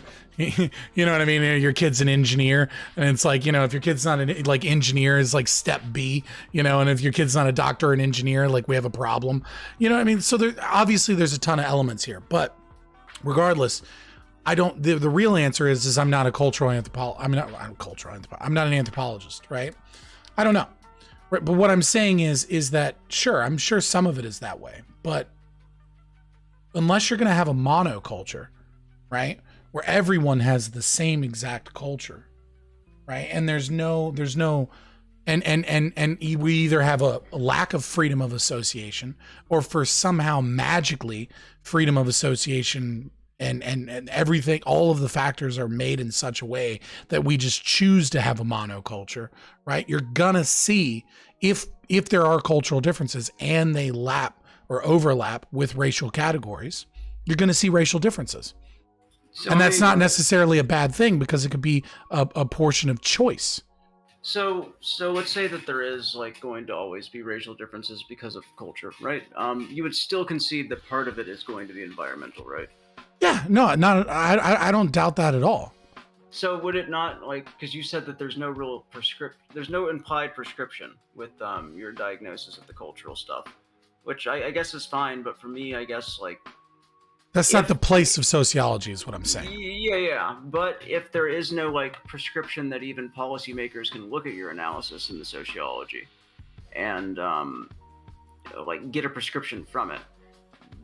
I'm not saying that. I'm just saying I would not prefer that because I'm an anarchist. Yeah. But why would we not still prefer if they look at the disparate outcomes that are maybe caused by environmental factors and try to solve for those wherever they can? I have no problem with that. I gave a specific example, which is low socioeconomic status. Inner city neighborhoods tend to be very black, and they also tend to have the most amount of lead poisoning in all of America. And what does lead poisoning do from lead pipes, water pipes, and poor infrastructure, and lead in the paint and lead in the soil? What does that do? It reduces IQ. It increases mental instability. It can cause infertility. It can do all of these things. I mean, one of the actual one of the historical analysis of why Rome fell deals heavily with the amount of lead in the aqueducts. Yeah, so we would agree that this is a structural problem, right? That affects a specific group disproportionately to others. That probably one might even call it institutional racism. Yes, yeah, exactly. So this is something that we could maybe fix to be more accommodating. I don't think that's. I don't feel like that's it's definitely not incompatible with CRT, and I might even say that it's getting close to kind of what it is as well. So right, the problem is, how did you arrive at those conclusions, right?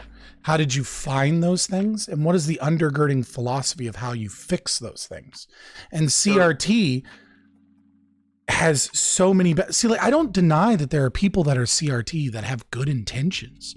I don't deny that they're not looking for they're not using that as an analysis to find problems and then seek solutions to find those problems. What I'm saying is that the overall ideology is infected with a philosophical background and with tons of elements that are destructive to our society and culture, and that we have to fix that. And I don't really see a way of fixing that without attacking CRT head on, because there is all of this Marxism baked into it, because there is this Hegelian philosophy baked into it, because there is things like Marcuse baked into it. And I would say that a lot of the language that you hear and a lot of the extreme radicalism that you hear has a lot of dangerous and pernicious ideas baked into it. Just because an individual might use that as a cause for good doesn't mean that I should be leery when I hear someone talking about why black folks need liberation.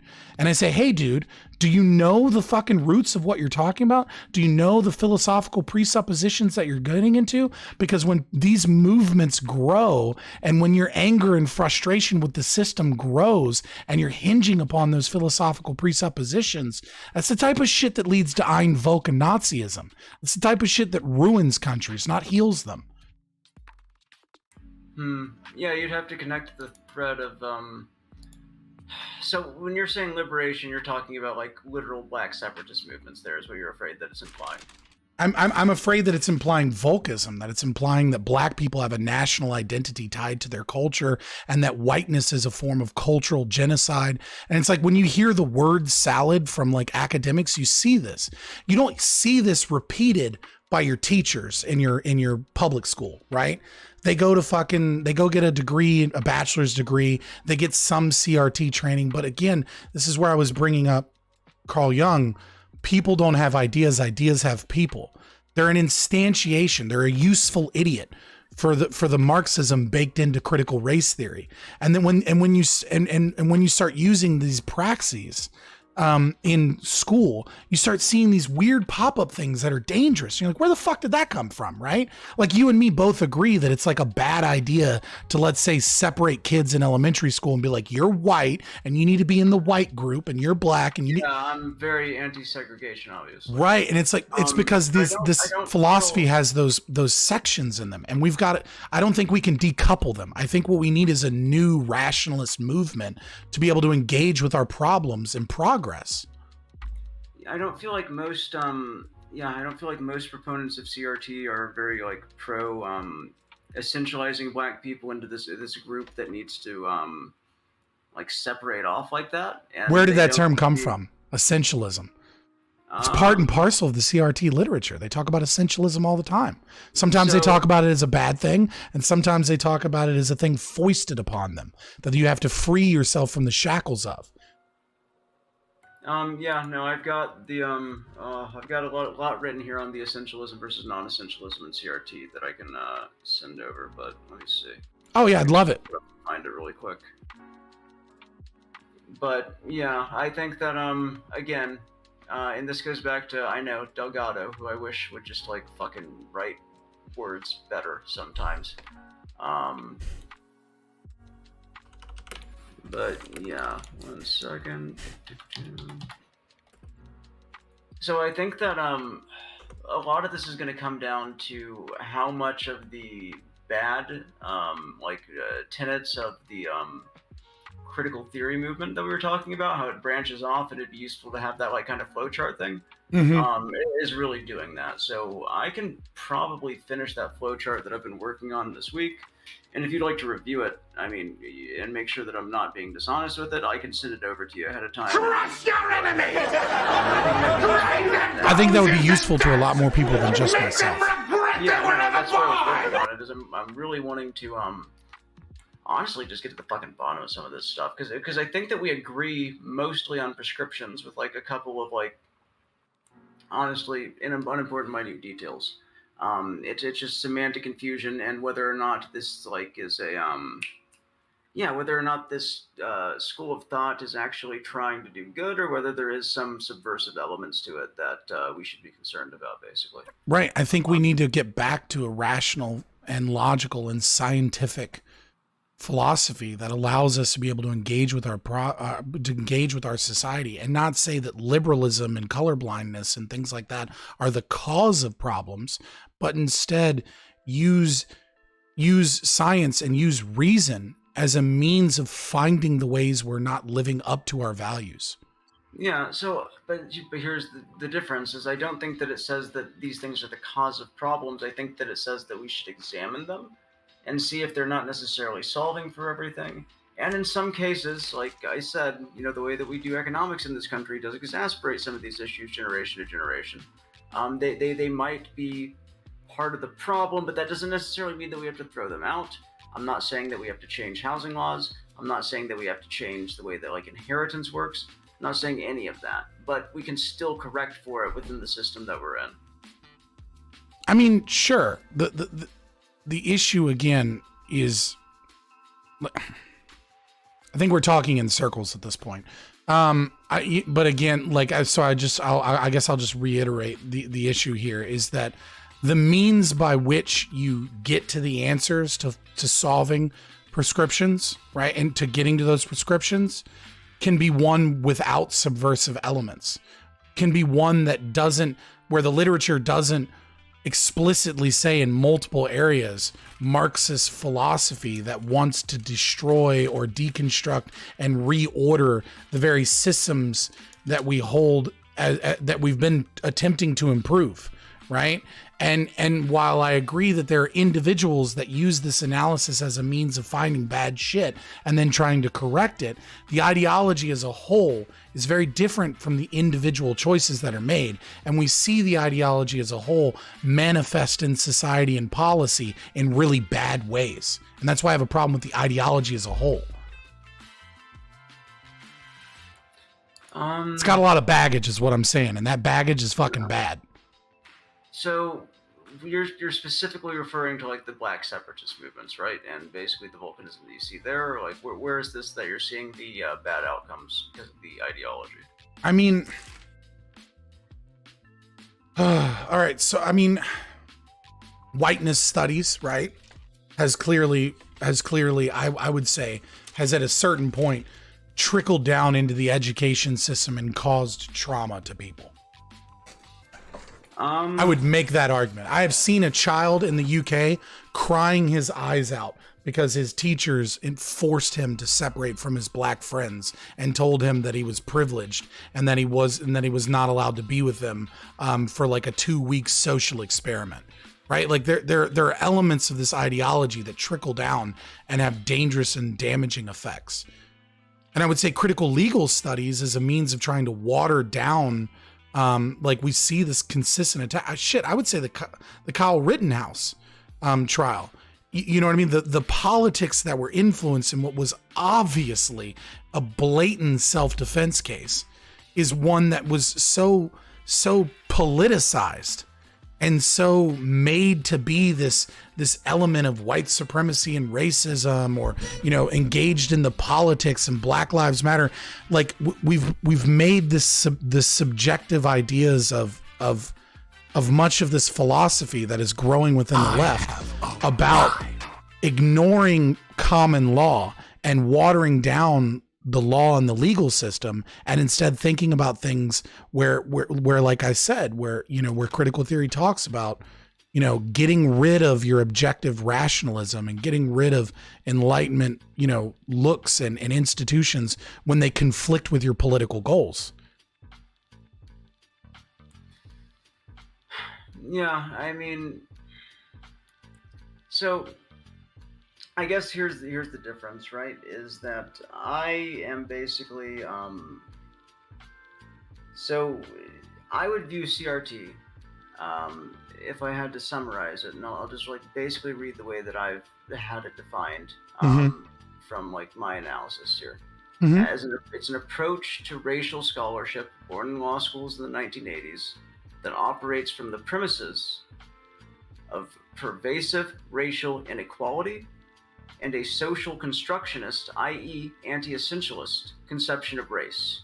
Challenges the idea that the superficially colorblind nature of the law means the law is race neutral, and seeks to explain how landmark civil legislation of the 1960s, the Civil Rights Act, failed to deliver on its promises of equality for racial minorities that it was supposed to uplift.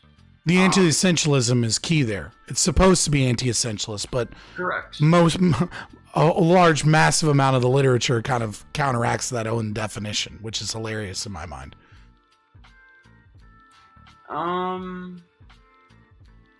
Yeah, I mean, so a lot of it can definitely be interpreted as essentialist if you're like taking the definitions as what they are. Like here, I have one that's commonly No, it's fine. It's fine. I don't think we're going to agree on it. We're probably just not going to agree on it. I think this has been an interesting conversation, nevertheless, because I don't think people get to have these types of conversations. because I don't think most people have any idea what any of this shit is. Yeah. No, I mean, like the resident expert on Twitch is Joe Lewis, and he doesn't understand any of this shit. I like Joe Lewis quite a lot. I have a lot of respect for him. He definitely hasn't looked into this stuff as deeply as I have in the last like month or two. Right, you know what I mean? I'm not a teacher full time, you know, like, so I get it, but he knows quite. He seems to get the basic concepts as far as I can tell. But you and I disagree on what the basic concepts are, despite looking at it like quite deeply ourselves. So I mean, I don't even know how beneficial it is to necessarily look at it that much. But yeah, I've got some stuff here from like Mills and some other people that are definitely passages that you can interpret as essentialists, but then kind of like breaks down how that is not the case, that I can send over to you later, because it's just going to be very boring if we keep on going through it right now. Yeah, and then I'll hit you up next week, and we can see about a time to go over that like flow chart maybe. I would love to go over that flow chart. I would love to have a little more information on stuff like that. It sounds like it would be great fun whenever you want to do it. It would probably be a much shorter conversation for anybody in my chat or in your chat, right? Because now at this point we're really just going over some of the history and some of the additional details, and you said there was another interpretation, the critical analysis of critical theory itself. Critical. Oh yeah. The not of critical theory itself, but of Marxism. Well, sorry, my bad. Yeah, you would just. I would love to read through that at some point as well. Yeah, like they it's a little bit snake eating its own tail kind of meme, but I mean I feel like it's useful, right? To like take an analytic lens to something and be like, okay, well, let's make sure that we're not participating in dogma is basically what it concerns itself with. Mm-hmm. Let's make sure that conventional knowledge is actually like based on stuff that we can link back, and part of that is just exploring alternate narratives. So yeah, no, I appreciate the conversation, because I think there are a lot of things, you know, I could have gone over this with, you know, like with my stream and with my community, but I don't feel like it's that helpful without someone to push back, or you know what I mean, or to speak with in this regard. I mean, I think we had a hilarious tangent on our ideas of principles when it comes to free speech, but I think that was also very informative of what I meant when I said that there is this ethical difference that is kind of consumed in all of the spaces, and the difference, I think, between right-wing and left-wing people in general in this country. But I would love to set up something next week. You know, DM me or whatever, and we'll figure out a time, and hopefully you won't be bloodshot and forcing yourself to be caffeinated. Yeah, no, that would be excellent. I will make sure that I actually get some sleep before that. Yeah, last night was nuts, dude. Did you have fun? Did you have a good stream? Yeah, no, me and Kiyo-san have started doing a drinking stream, which is great. Yeah, because it's fun and drinking. But then the next morning, I'm just like tired, dead, hungover, and yeah, it's a good time. But it was just a lot last night, a lot out of my system. So I'm feeling that today, and we got through it though. And yeah, no, I enjoyed the conversation. It was awesome getting to kind of go through this with somebody who's actually looked at some of the philosophy behind. I think you said your grandmother was like studied this stuff, or she was a like critical theorist or something. Yeah, my grandmother is a sociologist and a critical theorist. Okay, so yeah, you're definitely a lot more familiar with the actual material. Like, I mean, I talk to most people who are critical of this stuff, and you say the Frankfurt School, and there's like, the who? What? Like, you can't even go that far. So it's it's been fun. Fair enough. Well, I will bid you adieu, good sir. I'm gonna go hang out with my stream and see who else wants to hop in. Anybody that wants to hop in will just hop in the live stream waiting room, and I'll drag you in, so long as you're not like a crazy person I've never heard of before. All right, I will leave you to it. Have a great night, my friend. All right, thank you so much. You just watched a clip from our Twitch channel, Fabian Liberty. If you like content like this, please like and subscribe here on YouTube, or go ahead and give us a follow on twitch.tv/Fabian Liberty.